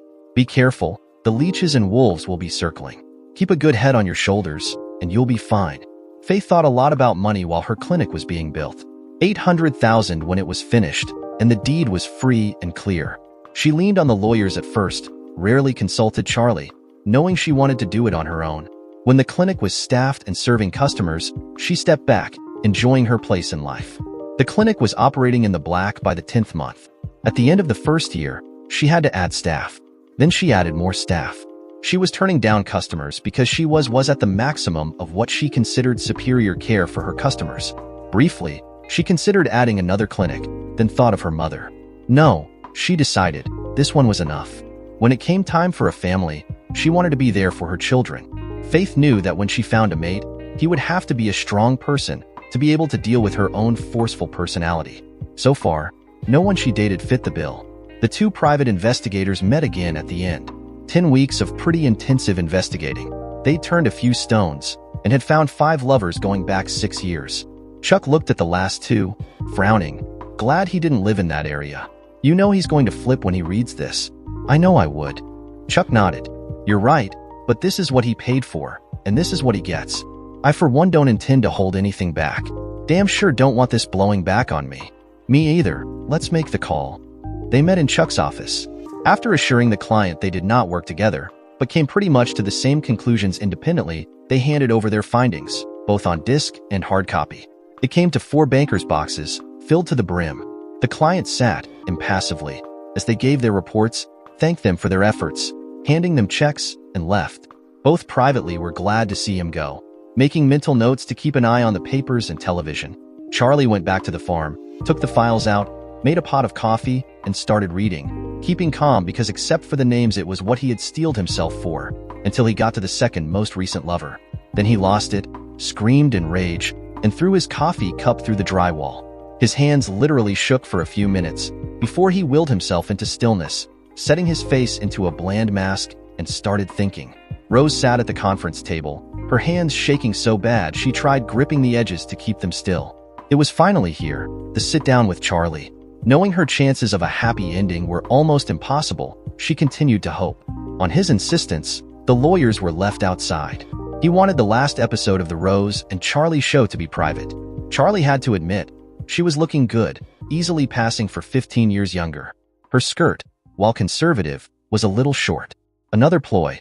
He had always loved her legs. Same with the blouse.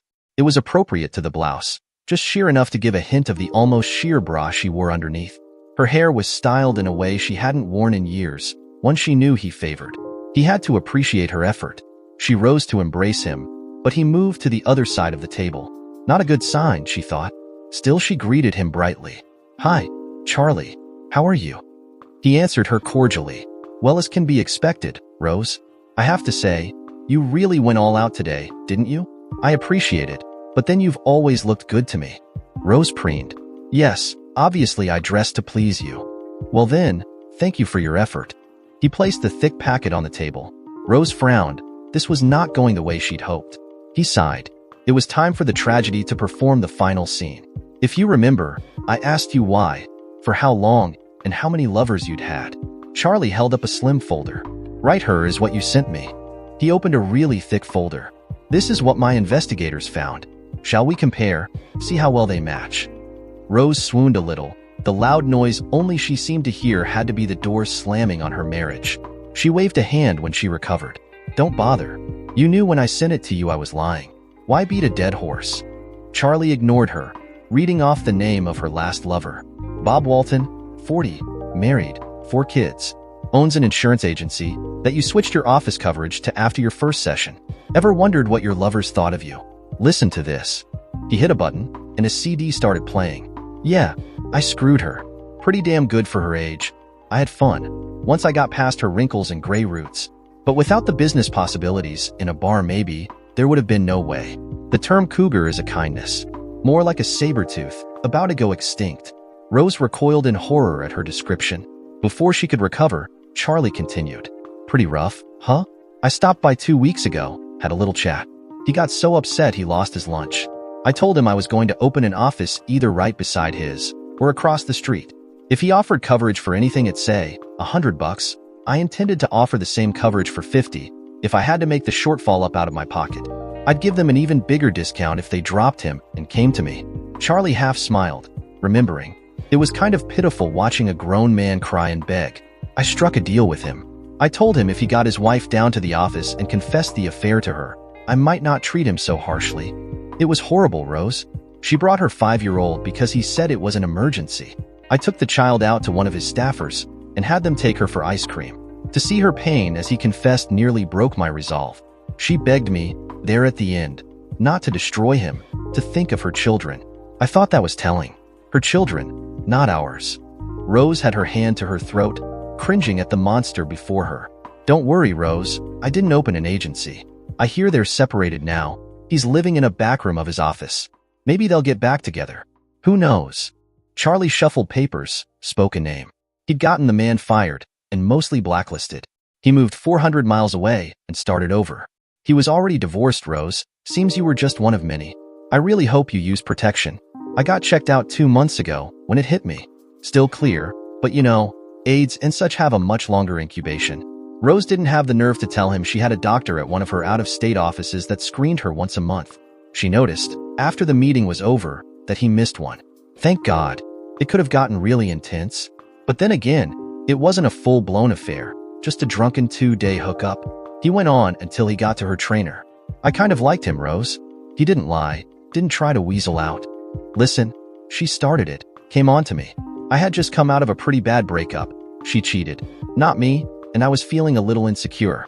We got together maybe 6 times in all. I'm not gonna lie, back then at least, she was pretty good in the sack.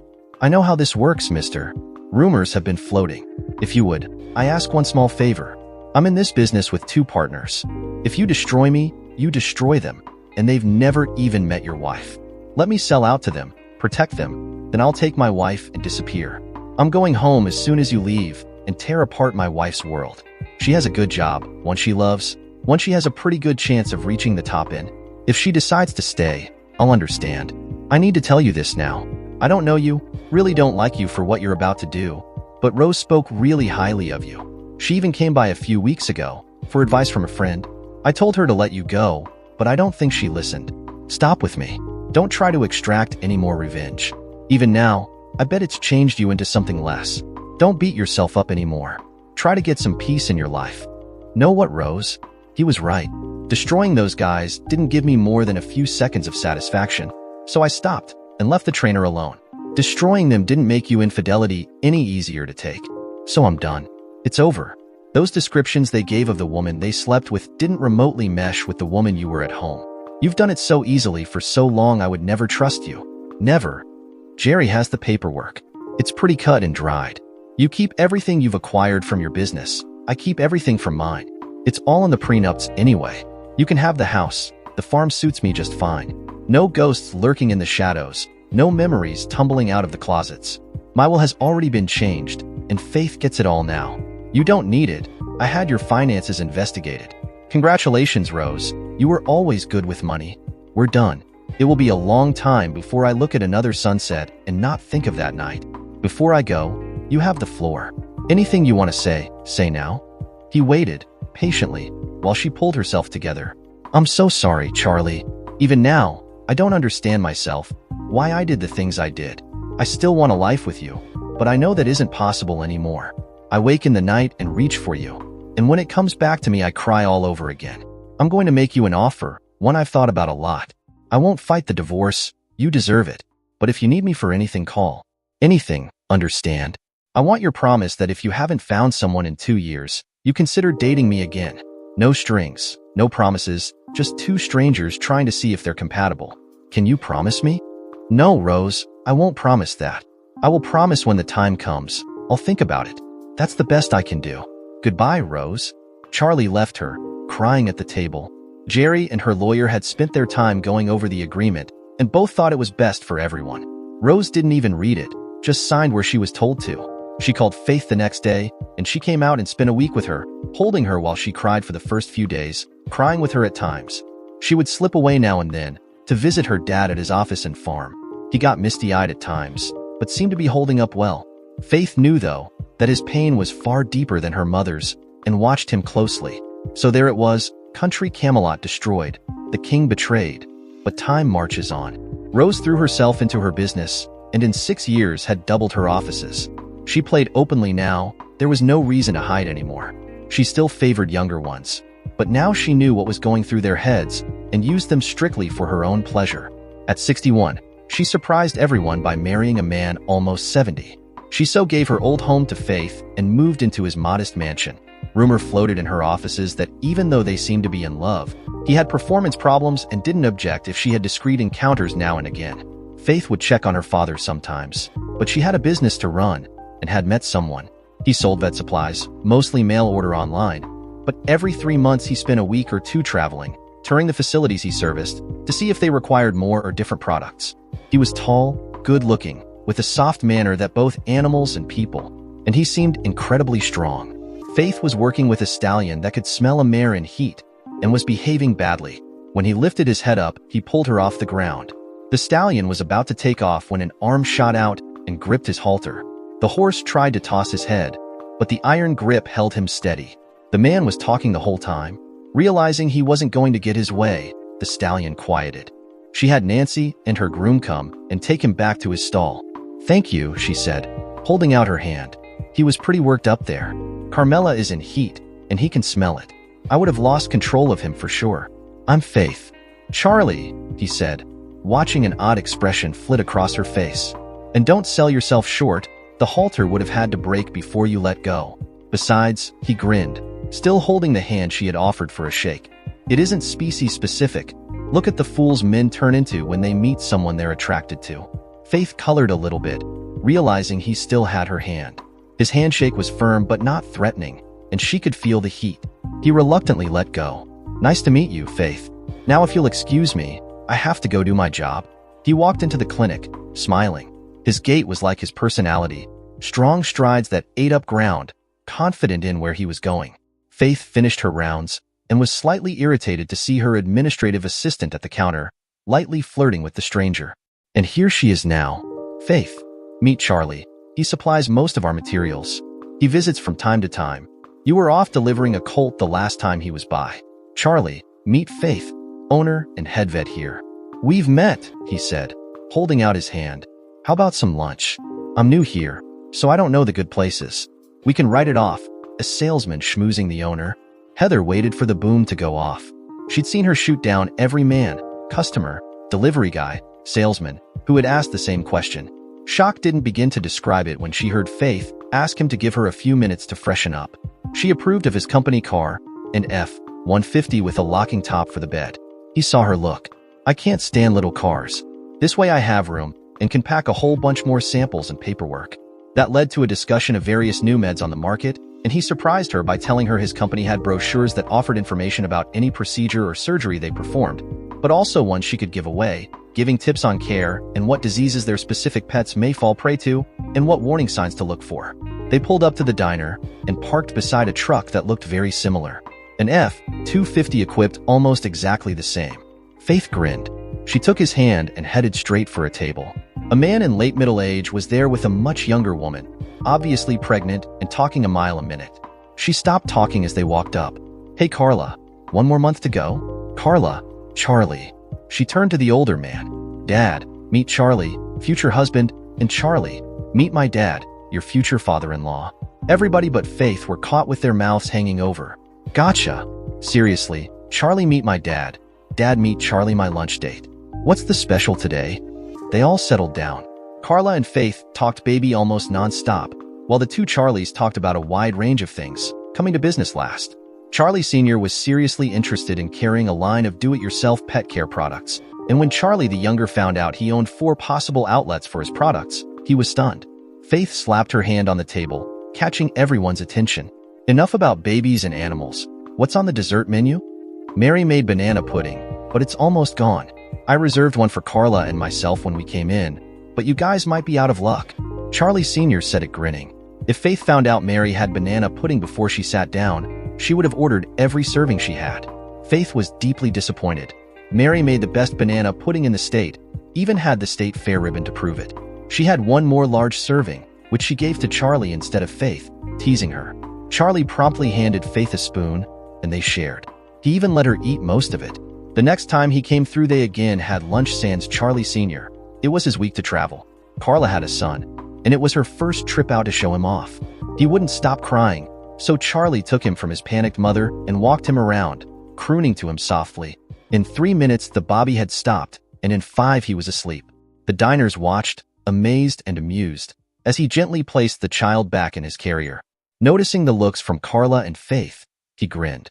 "Well, it works with puppies, so why wouldn't it work for babies?" Faith gave him a big kiss on the cheek. "Just so we know, when our children get sick or are teething, you're going to be the guy losing sleep. I'm just going to punch you awake and turn over." Charlie wasn't upset a bit. He just grinned and said that if he got to help make the babies, it would be worth it.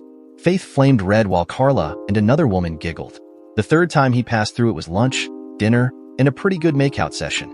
They talked and texted constantly, and the next time he showed he didn't make any lodging plans. and Faith had arrangements not to be disturbed under any circumstances until Monday. The sex was beyond marvelous.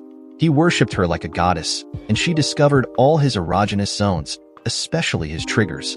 They made love on every surface of her house, and late Saturday night she bundled him up in her truck and took him to the farm, telling him to be quiet and help her with the quilts. Charlie, a light sleeper, heard them pull up. Grabbing the .357 single-action revolver he'd owned for over 40 years, he slipped out a side door and approached the barn door at an angle. He recognized her truck and stood beside it wondering, until a few pieces of straw and a giggle drifted down. Smiling quietly, he slipped back in the house and went back to bed. The only sign he found of the visit the next morning were the hay doors open. He shut them laughing, remembering it was a full moon the night before. When it got out Charlie was on the market, the vultures started circling. He got invitations to country club events, dinners, even a cruise. He smiled and politely declined every offer. Women from 20 to 70 made their pitch. At first it was too soon. Then it was a game. He'd announce where he was going to have lunch, knowing his assistant would tip off her friends, then go somewhere else. The place he blew off often got a spike in diet plate orders. He put a fence and a gate across his driveway. Only he and Faith had controllers. Not that he didn't play.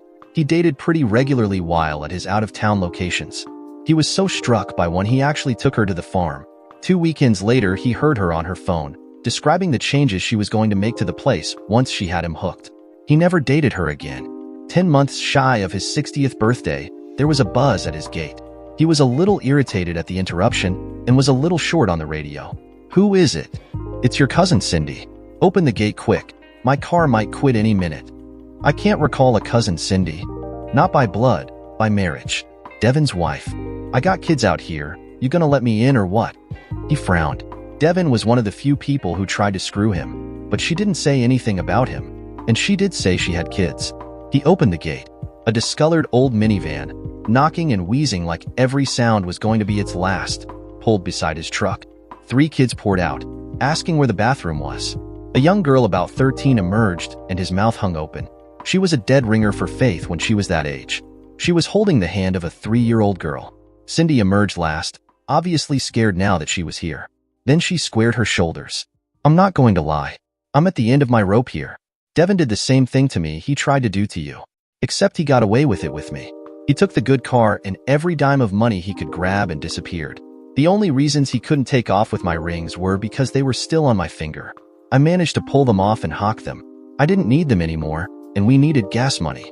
I didn't figure on such bad gas mileage though, and it took every dime to get me here."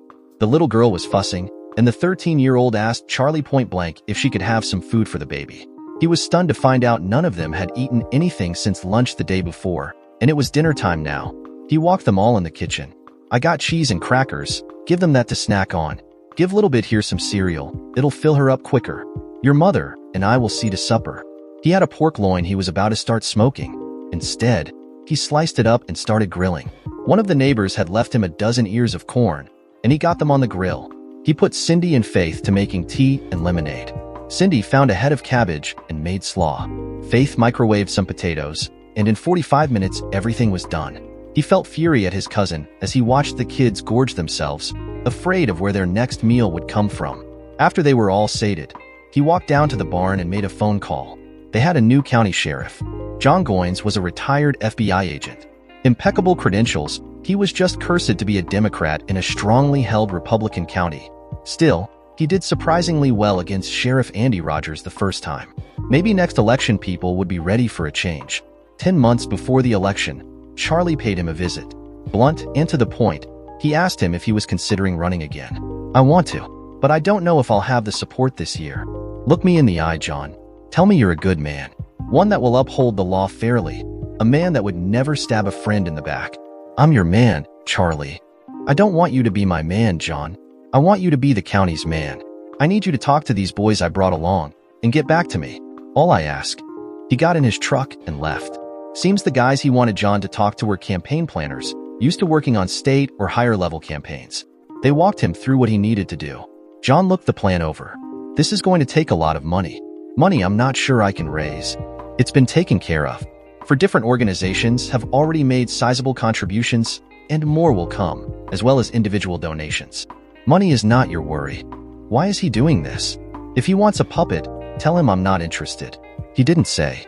All he said was he wanted you to be sheriff. I've been doing this a long time. Don't look a gift horse in the mouth.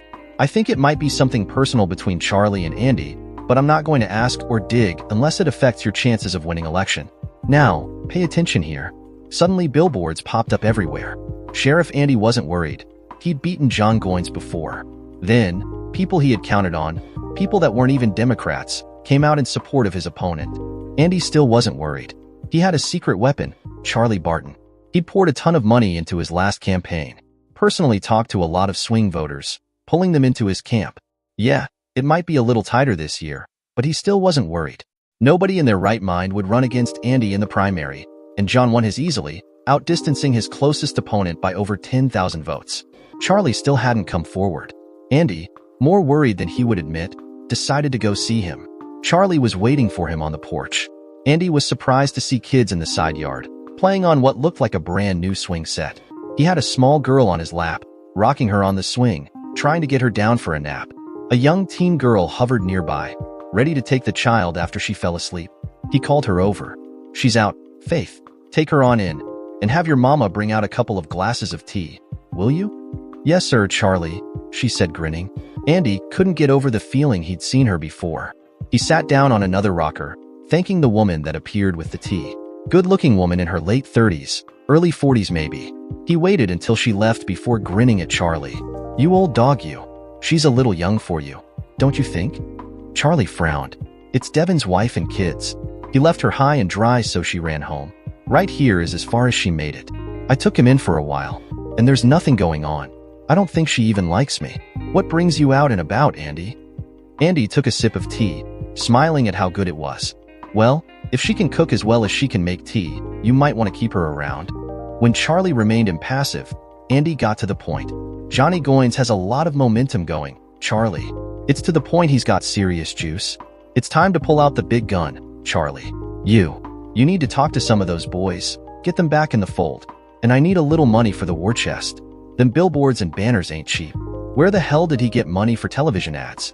Those scumbsuckers are outrageous. It was a tell for Andy. In private, the more profanity he used, the more concerned he was. I can't tell you how to save a bunch of money, Andy. How? You can bow out. When your term is up, you'll never again hold a public office in this county. Andy was reeling. How can you know this? I know this, Andy, because I engineered all of it. Johnny will get my vote and my money. I'm even going to do TV spots with him. And Andy, all the money total that I put into all your campaigns, I'm putting more into this one alone. You're toast, Sheriff Andy. Andy sat, glass of tea half raised and forgotten, staring at Charlie, trying to process what he had just said. A million questions ran through his mind before a few made it out of his mouth. Why would you do this? We've known each other our whole lives. We were the brother each of us never had. We lied for each other, taking whippings we didn't deserve to save the other. I was in the same barn with you when you lost your cherry. We stood up for each other when we married. 50 years of friendship, Charlie. What did I ever do to make you treat me like this? One of the private investigators Charlie had hired to investigate Rose had friends in the local police department. One worked vice, especially around the high-end hotels, and he reached out to him, showing him a picture of Rose. He was surprised at his response. I know her. She's got some flower name. Iris? Daisy? No, Rose. I don't remember her last name. She keeps a suite at the towers. At first I thought she was on the pole. Lots of guys have that older woman fantasy, you know? But she's some kind of executive, seems loaded. It's all fun and games for her. Chuck asked if he remembered the last time he saw her. I've seen her the last couple of months, but she's always alone. Looks like she had to cool her playing. I think she's married. Maybe hubby caught wind of her hobby. Anybody before that? Teach Cop laughed. Yeah, funny story there. She was alone, dressed to be noticed. Dim lighting takes away a lot of wrinkles, you know? Anyway, there was like 50 cops from the area there, letting off steam after the seminar they attended was over. A few of them hit on her, and she flirted. But I don't think any she made contact with fit the bill. I was sitting with some hick sheriff, telling stories, and I pointed her out to him. He was out of his seat like he had sit down on attack. Pretty soon she looked up, called out his name, and he sat down. After that it was like they were alone in the bar. It got so bad we told them to take it upstairs or come up for air. They were on the elevator in 2 minutes. So then, said Chuck, it was a night of opportunity? Charlie turned the little digital recorder off and stared at him. Andy sat back, a pale gray. "Charlie, listen to me. It was a one-time mistake. We didn't mean for it to happen. We woke up terrified, then promised that we'd go to our grave before we hurt either of you ever again. Please, Charlie, forgive me." "So it was just the one time then? A drunken mistake? Booze and a strange place coming into play? You had no intention of continuing, letting it become a full-blown affair?" "That's exactly right, Pro." Charlie held his hand up and started the recorder again, continuing from where he turned it off. The voice of the investigator continued on. "So then, it was a one-time hookup?" The cop laughed. "Hell no. He didn't come out of her suite the rest of the weekend, even stayed an extra day, had the deputy he'd brought with him moved in the last night. Don't know if they brought him into play, most likely to keep from explaining an extra hotel charge to the county manager. His name was Wilson, Warren, maybe Williams, I don't recall. Big sucker. He had to be 6'5" or better." Andy had slumped down, his face gray. He started to speak, but Charlie stopped him. "I don't care how it happened. She most likely came on to you. But Andy, you were my best friend in the world. Even drunk, you had to know better. You had to know how I would react if I ever found out, and you did it anyway, all weekend long. We're done, Andy. Don't come here again. Do not under any circumstances speak to me again, unless it's in some official capacity. Go home and think about what you're going to do when you're no longer sheriff. You'll never hold a public job in this county again. Think about what you're going to tell Margaret if your lost weekend comes to light. How the people of this county will look at you if the truth ever comes out. Bite the bullet, Andy. Your career is over. Go quietly, with at least the illusion of dignity. Now leave. We're done here." Andy stumbled off the porch, sat in his cruiser for a minute, then drove down this driveway for the last time in his life. Cindy walked around the porch with a pitcher of tea. Was the sheriff crying when he left? Dust, most likely. Grace, the little 3-year-old, toddled out behind Cindy. Passing by her mother, she tapped his leg to get his attention. "Chai, snuggle." He laughed and picked her up, holding on the swing, moving over to make room for Cindy. "Don't get too close, Charlie. We'll be leaving soon." Charlie grinned. "You keep saying that, and yet here we are. What are you doing with the housekeeping salary you've been drawing? I know you already got the kids registered at school using this address." A bit of her temper flared up. "If I had enough money, we'd go now. You got us just like Devin trapped." This caught him at the end of an emotional day. He got off the swing and walked in the house. 5 minutes later, he was back with a check and handed it to her. She looked at it and back at him in shock. It was made out to her for $5,000. "Go down to the Jeep dealership on the way to depositing this. I told Vic to look for something used and reliable for you. Take what he gives you. It will be taken care of. Take this money and get settled. You can start at the store Monday a week. It won't be a fortune, but you can make ends meet, and the kids will get free daycare. Think you can be out by Friday?" Cindy mentally recoiled. This was a reaction she hadn't expected. She thought she'd shake him up a little, get him to pay more attention to her. While she was considering her reaction, she heard a sob and turned to see her daughter Faith. Charlie had reacted when she introduced her, and she had smiled. "Yeah, I stole her name, because I always liked it, and I thought it symbolized my future. Boy, did I get that wrong." Faith and Grace, the youngest, had really bonded to him. Both at the age where a father figure was most needed, she guessed. Charlie even took Faith with him from time to time when he went to visit his daughter Faith. Faith came out a few weeks after finding out about his house guests. She grinned when she was introduced to the newest Faith, remarking how much she looked like her at her age, even getting an old photo album out and showing her. "Well, to avoid confusion, we'll call you Faith Jr. when I'm around, okay?" Of course, as time went by, she ended up being called just Junior, and she grinned every time somebody said it. She was so impressed with the clinic Faith Sr. promised her a part-time job next summer, when she became old enough to be legal. Cindy turned back to Charlie, her voice softening. "It doesn't have to be right now, Charlie. We don't have to be in a rush." "No, you're probably right. I was getting too attached. It'll just make it harder on me when you do leave." Speaking of bonding, I told Hope and the twins we'd go fishing today. Maybe catch enough bream and crappie to have a fish fry tomorrow. I need to go get everything ready. He left her sitting on the swing. She sat with her head in her hands, listening to Faith slam things around in the kitchen. Hope was her 11-year-old daughter, and the twin boys were Jack and Jesse, 9 years old. He'd taken them into town and gotten them all simple rods and a filled tackle box. They went to his old house, Faith's now, driving down to the lake he'd built years ago. Charlie the younger was up, and they walked down to visit. Soon the kids had their rods in their hands, watching the corks intently. Faith Sr. had gone back to the house and came back with a cooler of water and drinks and folding chairs for the adults.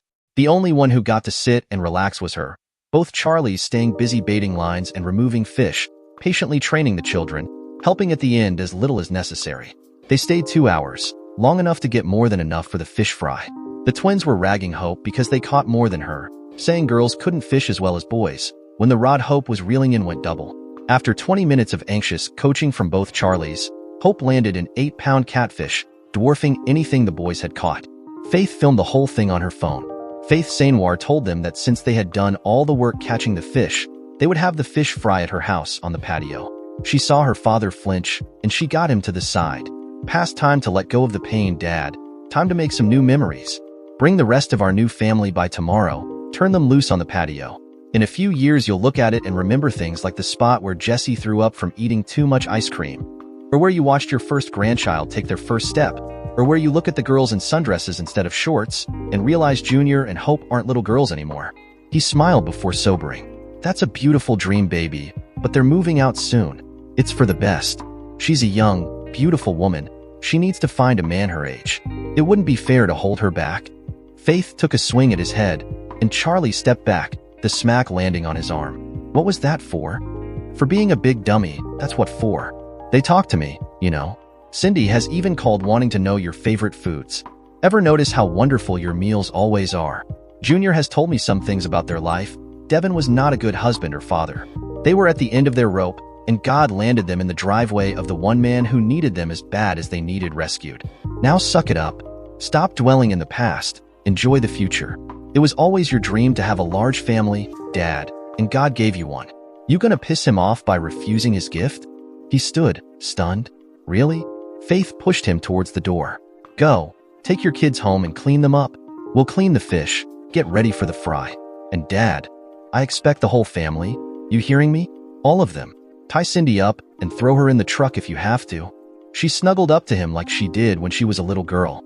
Daddy, I got a surprise for you tomorrow, something I hope you like. He piled the kids in the truck, wondering what the surprise was all the way home. The kids piled out, telling Faith and her mother how much fun they'd had, and all about the fish they had caught. Hope was a little smug when they saw the catfish on Charlie's phone. The boys countered they caught way more crappie, so they were even.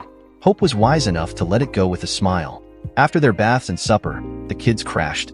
Cindy snuggled Grace with Faith and went hunting Charlie, finding him in his favorite spot on the porch swing. Charlie, can I talk to you? He patted the spot beside him and she sat, extremely close to him, purely by accident, of course. Let me tell you some things, Charlie, and please let me get all the way through it. I love Devin, but he wasn't much of a husband and even worse father.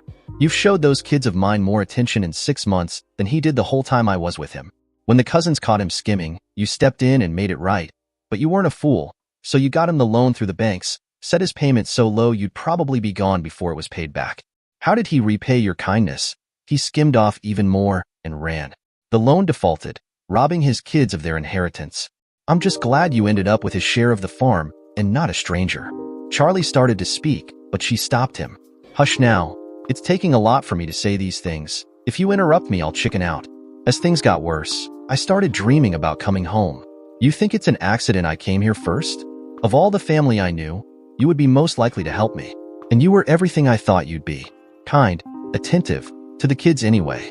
I know I was mean-tempered for the first few weeks, but remember Charlie, I had been through a lot. I couldn't feed or shelter my family. I was a little ashamed, living on your kindness. When I told you I needed to get a job, you started paying me to keep house. How is that fair? You are the neatest person I know. Cleaning up after you was nothing compared to chasing 5 kids. She gripped his hand. Somewhere, Charlie, somewhere along the line I realized there were still good men in the world, and I was living with one of the best. I'd watch you with Grace, how you were with Faith, answering her endless questions, how you bolstered Hope's confidence, how you treated the boys. Those kids would die if I took them away from you. She swallowed. Thinking here comes the hard part. She'd her feelings battered all her life. If he rejected her now, she would never have confidence again. And as I watched you, Charlie, I realized I wanted them to be with you as long as possible, because that's how long I wanted to be with you. I love you, Charlie. Did you hear me? I love you. Not as a mentor or father to my children, but as a woman should love her life mate. I'm not your ex, Charlie. When I love, I have tunnel vision, giving my heart and soul to my husband. I'm begging you here, Charlie, to let us stay with you, at least until you decide whether we have a future or not. One more thing and I'm done. I don't care about the age difference. I'm 40, you're 59, big deal. And I don't want your money. Keep it all, give it to Faith, as you should. Our life together will be enough. Connie started snuffling into his neck, waiting. Charlie sat for long enough for her to be really nervous. If that's true, why were you set on moving out? Oh, Charlie, it broke my heart when you gave me that check. I didn't want to leave. I wanted you to ask me to stay. I don't have a lot of confidence, remember? I wanted you to make a move. That's why I'm here now, trying to correct my mistake. He at her, frowning, and she knew she'd lost him for good. Then he bent down and kissed her. It took a second to process, then she kissed back. He finally broke it off, grinning. It's a damn good thing you're so good looking, because you aren't real smart. Ooh, he thought she was attractive. Wait, did he just call her dumb? He continued before she could focus. Did it not occur to you even once just to tell me how you feel? Because I'd had feelings for you for a while now, but the age difference held me back. Look at how much time we've wasted. If he thinks he can call me dumb and wait, he has feelings for me too? I love this man. They sat on the couch making out until the light in the kitchen came on. One of the kids up trying to get a glass of milk or sneak a snack. Connie jumped up, kissing his forehead. This discussion isn't finished, she whispered as she slipped into the house. He smacked her bottom, grinning. It damn sure isn't, little girl. Oomph, she thought. I'll show him, little girl. The next day, all the kids watched stunned as Cindy plopped in Charlie's lap and gave him a kiss during breakfast. Hope and Faith got it right away. They'd explain it to the twins later. Kids, your mom and I have to go into town for about an hour, maybe a little more. Promise me you'll be good for Faith, or no fish fry. For any of us. Understand? They all agreed, and off they went. When they got to the dealership, Charlie told her to choose anything new on the lot that could handle the family. I thought I was getting used? Used was for leaving. New is for never leaving, understand? Never leaving? That meant... She threw her arms around him, kissing him solidly. The sales manager stood there grinning. Wait until the guys and gals at the diner hear this. Looks like the old fox was trapped at last. 90 minutes later, Connie was driving her new van home. Home. Boy, did that feel good to think. The kids piled out to look at their new ride, climbing all over it. When they drove up in the new van, Faith smiled. Looked like Dad could still be trained after all. She kissed and hugged all the kids, including Grace, who was firmly anchored in Charlie's arms. Connie Jr., can you guys help me lay everything out? TY, the nickname her Charlie had gotten, it stood for the younger, has been frying for 15 minutes. There ought to be enough to start on. It was a grand afternoon. They ate, lazed. Faith had put up the badminton net, and she and Junior played against Hope and Charlie TY. The boys found the horseshoe pits, and Charlie Sr. taught them the basics, then left them to kick a few brightly colored balls around with Connie and Grace. When it came time to leave, Junior pulled out an overnight bag. Seemed she and Grace were having a sleepover. Hope and the boys were worn out, and after their baths were out like a light. Charlie and Connie were soon dueling tongues on the porch swing. Hands wandered, clothes were loosened, fingers explored. Damn it, if it weren't for the kids I'd... Connie stopped him, laughing. What about the kids? If this happens, you're never getting out of my bed. They're bound to hear us sooner or later. I still would rather we had some privacy. Well, honey, unless you know of a place I don't, we're just going to have to wait. Charlie looked across the yard, frustrated, as a beam of light from the full moon broke through the clouds and hit the barn. Come on, he said, grabbing her with one hand and the old quilt with the other. Connie wondered until they got to the door and started giggling. Really, Charlie? The barn loft? Are we 16, sneaking off from our parents' eyes? No, honey, we're two consenting adults on our own property, sneaking off from our kids. Now get that hot body up that ladder. I'll help you along. They started to have sex when he was about to climax, when it hit her. Rose felt old finally, and alone. She was probably making as much or more as Charlie now, but she knew it was never a competition with him. The only thing that interested Charlie about money was to make sure he had enough to take care of the ones he loved. In the last 5 years plus, she had a buffet of lovers, all ages, down to a 19-year-old hung very well with great stamina. The feelings from her lovers had been mind-blowing, but after they were done she felt hollow. Rarely were they allowed to spend the night, and when they left, Rose would curl up in a ball and dream about arms that held her lovingly all night long. Andy had called her after his showdown with Charlie. She had little pity.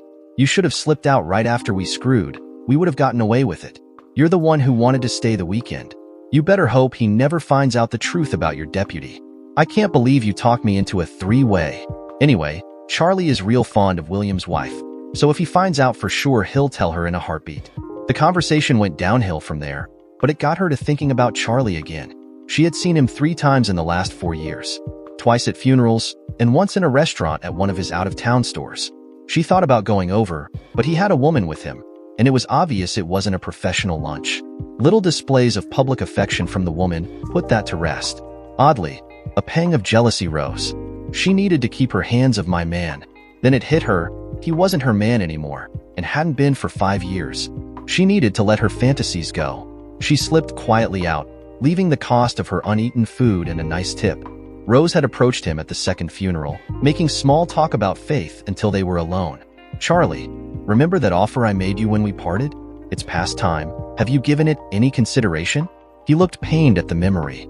"Yes, I remember. Sorry, Rose, but I'm not taking you up on it. Too much baggage, too much to work through for me to make it worth the effort, in my case, anyway. Have a nice life, Rose. We'll see each other from time to time. After all, we need to get our daughter married before the clock starts ticking. Now you'll excuse me, but I have to go."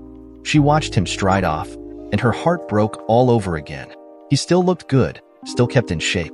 If anything, he was a little thinner, and it looked good on him. What a fool she had been. She was spending the night with Faith, which she did regularly when she was in town. She met Charlie Ty, and knew from the look in her daughter's eyes this was going to be her son-in-law. She liked him quite a bit before she realized why. He was a clone of her Charlie, sharing almost exact views on almost everything. She and Faith had healed their rift, to the point that she still took the annual shopping trips with each other. It wasn't quite as much fun, because Faith was really conservative until it came to lingerie, and then she had a really vivid imagination. Rose looked at some and wished things like that had been around when she and Charlie were young. He may not have grown old. She knew Faith was buying them for her Charlie. She made one comment on a selection. "That's beautiful, but it can't be comfortable for very long." "Mom," giggled Faith, "these things aren't meant to be worn for long periods of time. They're meant to be admired and removed as quickly as possible. If my Charlie leaves anything like this on me more than 5 minutes, I throw it away." Rose smiled, remembering a few of her choices that weren't removed, but torn off, and never offered another opinion. Rose woke from a light sleep, reliving the dream she'd just had, of her and Charlie in a hayloft. Making a spur-of-the-moment decision, she slipped quietly out of bed, put on the raciest things she brought with her, and quietly left the house. Soon she was at the entrance to Charlie's drive, surprised the gate was still open. As tired as everyone was, and with Charlie having 4 beers, Connie had drove and forgotten to push the button. She parked on the backside of the barn, trying to work out a plan as she walked to the door. Halfway there she stopped. What was that sound? Then she heard voices. "Charlie, you horny old goat. I'm not on the pill. I could get pregnant. Charlie, please." The last word was a wail. Rose heard the heavy breathing as they recovered from their passion. "Damn it, Charlie, if I'm pregnant, I'll..." She heard Charlie laugh. "If you're pregnant, we're naming him Junior, and we'll dote on him the same way we do all our children, for the rest of our lives. I hope you were pregnant. As a matter of fact, I think we should do it again, just to make sure. Are you in?" Connie reached for him, laughing. "What if it's a girl?" "It's a boy. I can feel it. If, on the stray chance it is a girl, do you think Faith the Third is redundant?" "Oh, Charlie, that feels good, baby." Rose turned, almost blinded by tears, her dream broken, and drove home. She left the next morning without explanation. 2 years later she met Freddie, 6 years her senior, but in good health and very attractive for his age. They clicked and spent time together. She still played, but kept it away from them. When he asked her to marry him, she said no, and told him of her past and present, being brutally honest. She was surprised by his answer. "I'm impotent, Rose. Have been for 5 years. There isn't a pill or procedure out there that would help, and I've checked everything. So if we marry, it will be for love and companionship. I'll allow you to play to satisfy your urges, as long as it's discreet and far from our home, if you promise to always come back to me." Rose was stunned, then accepted. She introduced her to Faith and her now son-in-law Charlie, relieved when they accepted him. They attended the small wedding, wishing her the best. Charlie sent a gift, a cruise of European rivers and towns, first-class tickets, the honeymoon suite. It was one of the things she and Charlie talked about when they were young that they never got around to. For 2 more years Rose played, no more than twice a year, until she finally lost the taste for sex. She and Fred, fueled by the cruise Charlie gave them, took a world cruise and had many small excursions until Fred started having health problems. He died when Rose was 70. She had sold her business when she married, putting half in a trust fund for Faith. Faith was astounded at the number and thought briefly about refusing it until her baby kicked, a little girl this time. She'd keep it for her and her son, and the ones that would surely follow. When Rose passed at 75, Faith inherited the rest, plus the estate Fred left, twice the size of the one Rose had. He left Faith a letter. "I never had children, but I've often wished I could shake your father's hand for raising such a child. He taught you well, and the way you accepted me, even introducing me as your child's other grandfather, made me realize what I'd missed by being unable to father children. So take the money, daughter, for all the love you gave me." Suddenly Charlie T.Y. was married to the richest woman in the state. Does this mean we can afford more kids? They ended up with 5. Charlie looked at his bride, breathtakingly beautiful, and laughed inwardly at the people in attendance, having been here just 5 weeks before for another wedding. Faith had gotten them alone for a few minutes at the fish fry. She seemed nervous. "Dad, remember when we were talking about the new memories of the patio? The part where I talked about watching your grandchild take his or her first steps? Well, in 7 months, we'll know if it's a boy or a girl. So figure 18 to 20 months from now, and we'll see that very thing." She sat back, nervous, waiting for his reaction. Charlie sat back stunned. He felt like he was on information overload. First, that he finally found a new mate, and second, that one of his fondest dreams was coming true. He couldn't help it and broke down. The first time in his life he'd ever cried in happiness. He was instantly surrounded by his blended family. Junior and Grace were on his lap instantly. The rest, right down to the boys, were crying too, scared. When the truth came out, smiles broke out like sunshine, and everyone hugged Faith. The 2 Charlies got together. "You know it's gonna be a big wedding, right?" T.Y. sighed. "I know, but it'll just be a ceremony. We got married in a civil ceremony as soon as we found out. It was the right thing to do." Charlie Sr. smiled at the excellent choice his daughter had made. "Just telling you, her mother has been planning this since she saw the sonogram and realized it was a girl."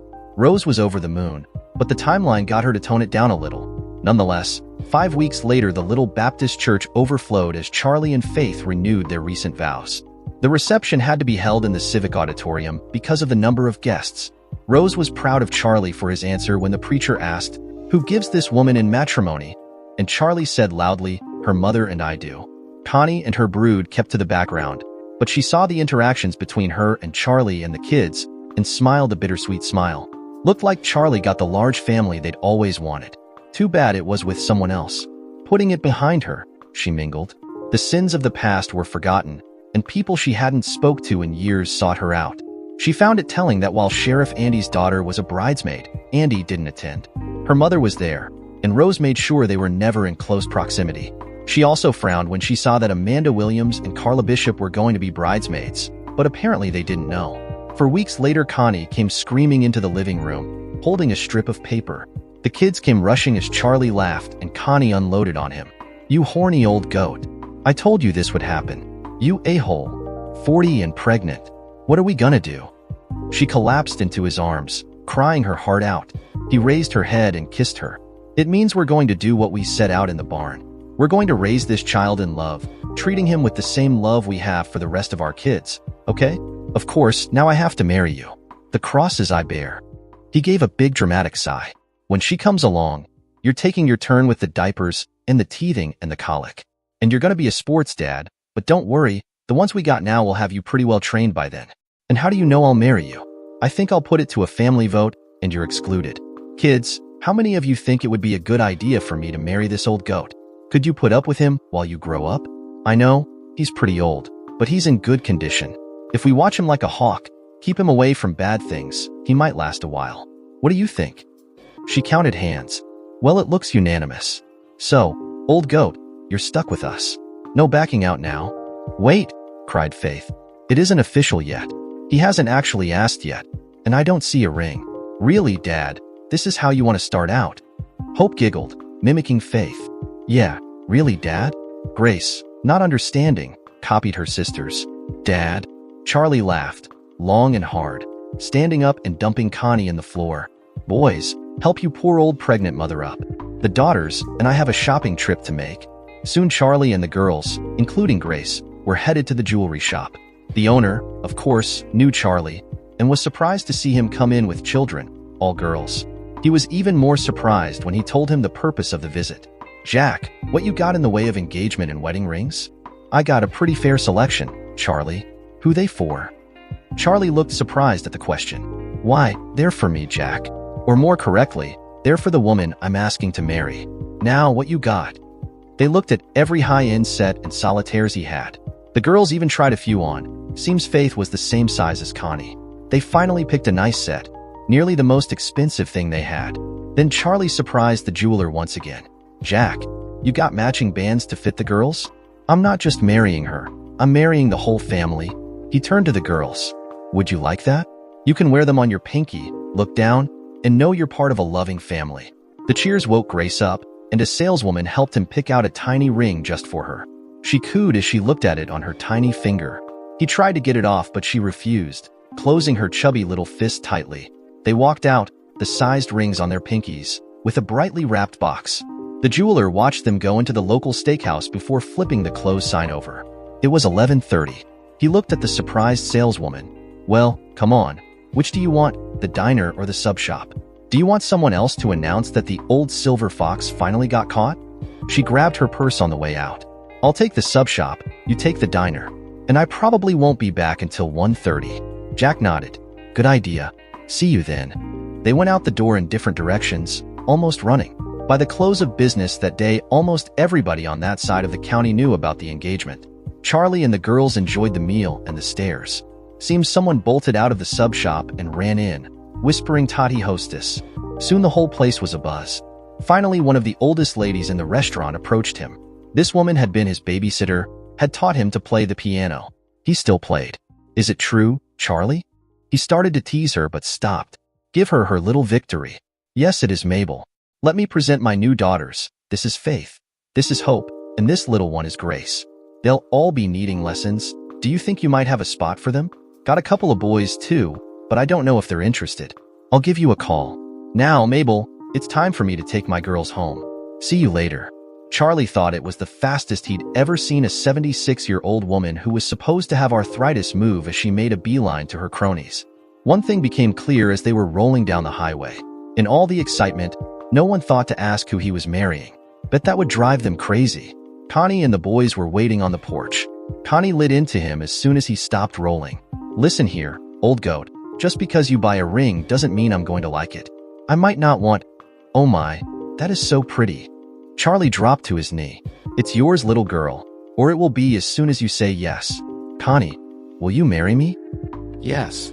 The scream was so loud horses 2 farms overshied at the noise. Then she was in his lap, sobbing. When she calmed down, the girls showed her their rings, and she started crying all over again. So they walked down the aisle. Grace was the flower girl, grinning in her satin dress, strewing blossoms at random. Faith stood for Connie, while Junior and Hope looked stunning. He got a twinge as he looked at them, remembering Faith's words on the patio. TY stood for him, with the twins beside them, looking uncomfortable in their suits. Things went according to plan until he got to kiss the bride. As they broke, he felt a tug on his pants. "Kiss me too, Daddy," said Grace. The crowd broke into laughter as he picked her up and shared a kiss with her mother. They honeymooned on a beach, soft sand and romantic nights. They made love as often as they wanted, tried snorkeling and loved it, parasailing not so much. They came home a week later, picking up their brood from Faith, showing the kids pictures of where they were, and promised them a family vacation the week before school started. The sonogram showed it was a boy, and Charlie smirked. Connie, of course, called him an egocentric old goat. He called her little girl and rubbed her bottom, while made the nurse giggle and Connie matter. She chewed his ear all the way to the truck, then felt bad and nibbled on it on the way home. They both decided nibbling was much better than chewing. Charlie Jr. arrived with no trouble, completely healthy. They had been a little worried because of their age, but decided they would love him however he came out. Over the years, Faith got a charge out of introducing them. "Hi, I'm Faith. This is my little sister Faith. This is my husband Charlie, my father Charlie, and my brother Charlie. We don't have a lot of imagination when it comes to names." Faith Sr. had 2 girls and named one Rose for her mother, and the other Constance, for her stepmother. That helped the name confusion tremendously. As Charlie sat and thought about his children near the end of his life, he had to admit to himself that Faith Jr. was the closest to him.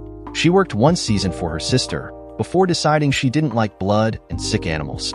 She liked the clinic cat, a dowager with the apt name Lady Grey. She only had 3 legs, but still moved with grace. Faith Sr. said there was a story behind her, but she wasn't old enough to hear it yet. So she started spending after school and summers following her new dad around.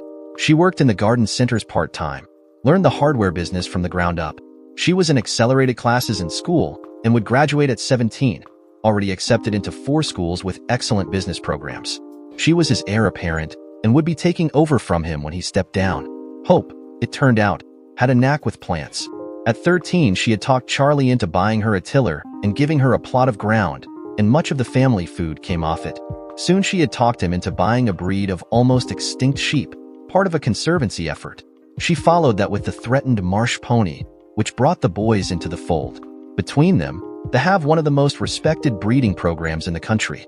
Seems Hope may follow Faith somewhat in her career choices. I bought her a small tractor and implements, and got one of the cousins to teach her the basis of operation and safety. I had to stop letting the cousins store hay in my barn, because she stored hers there now. She was 17 now, and grinned at me as I helped her stack it in the loft, the boys putting it on the conveyor below. Seems she liked bales instead of those big rounds. Now, Dad, I'm going to feed this to my animals. So no breaking in the bales, understand? I just grinned, knowing when the mood hit us we'd be up the ladder. Little Grace wasn't so little anymore. 10 years old now, she was turning into a carbon copy of her mother. I cringed, barely putting up with Hope and Junior dating. I needed to buy more shotguns.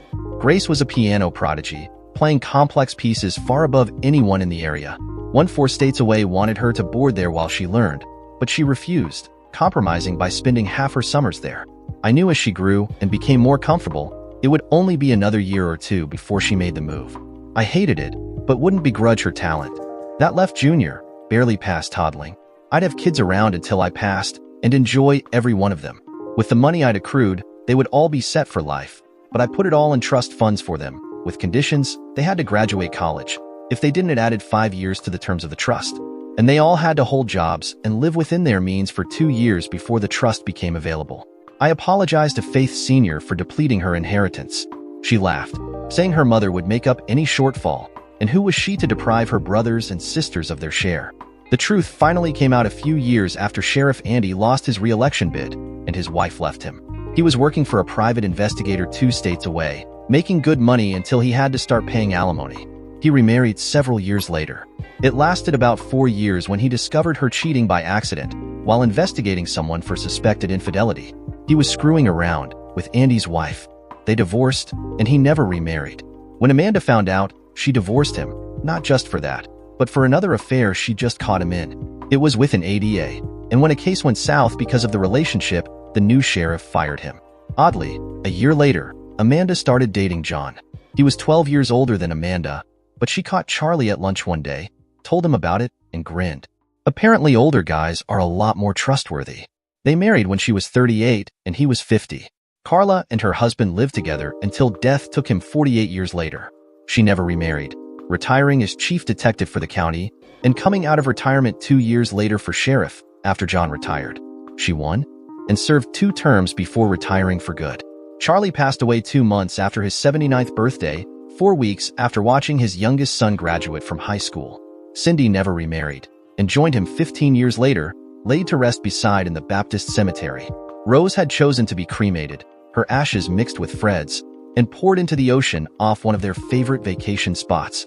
When Charlie passed, they had to hold the funeral in the local high school football stadium. 800 Bartonians vied to carry his casket, and they had to have a lottery to decide the matter. The rest walked ahead as a self-appointed honor guard. He was carried to the burial site in a horse-drawn hearse, pulled by marsh ponies Hope had raised. Sheriff Carla led the procession.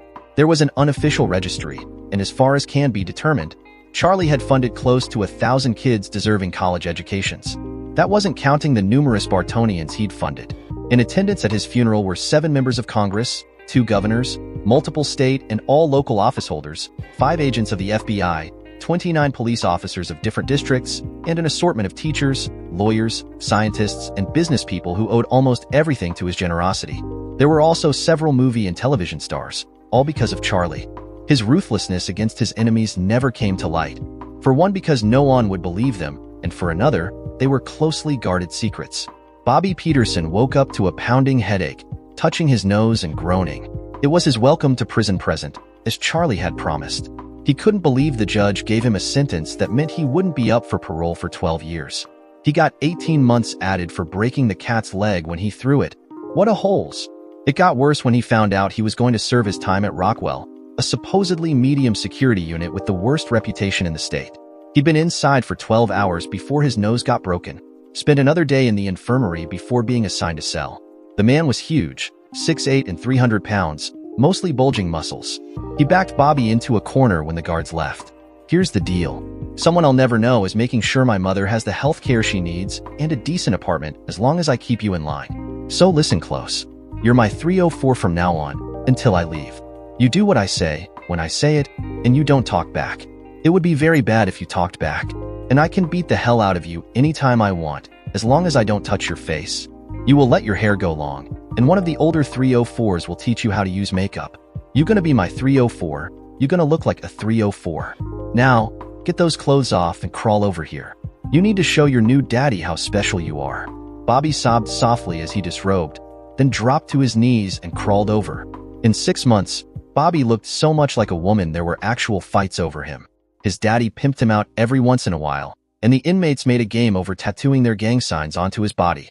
By the 5th year, it was so covered there was nowhere to put a mark. He had a new daddy by then, who had some kind of deal from the outside that kept him reasonably safe. His new daddy was a lot gentler than his first, not liking to share him, and Bobby, locked in that place with that mindset, fell in love. He cried like a baby when his daddy got released. After 3 months of being traded like baseball cards by his new daddy, he was suddenly released early for good behavior. His father had quit seeing him after 6 years, and there was no one to meet him. As the crowd thinned out, he saw his prison daddy, the one he liked, waiting. He ran into his arms, and he took him home. He got him a pair of small implants, had his eyebrows shaped, and made him wear corsets to outline and accentuate his figure. Bobby ended up working at a cosmetics counter while he worked on motorcycles, and a year later they married. So depending on how you look at it, no matter what Charlie put him through, he found his only version of happiness in the end. Bobby read about him dying, news carried by the national chains because of the ones attending the funeral, and it barely made a dent in his consciousness. Besides, the second child they had adopted was teething and having a terrible time. He walked him, cooing to him, feeding him ice chips until he went to sleep. Oddly, his name was Charlie. Dear listeners, please share your thoughts in the comments section below, and don't forget to like, share, and subscribe.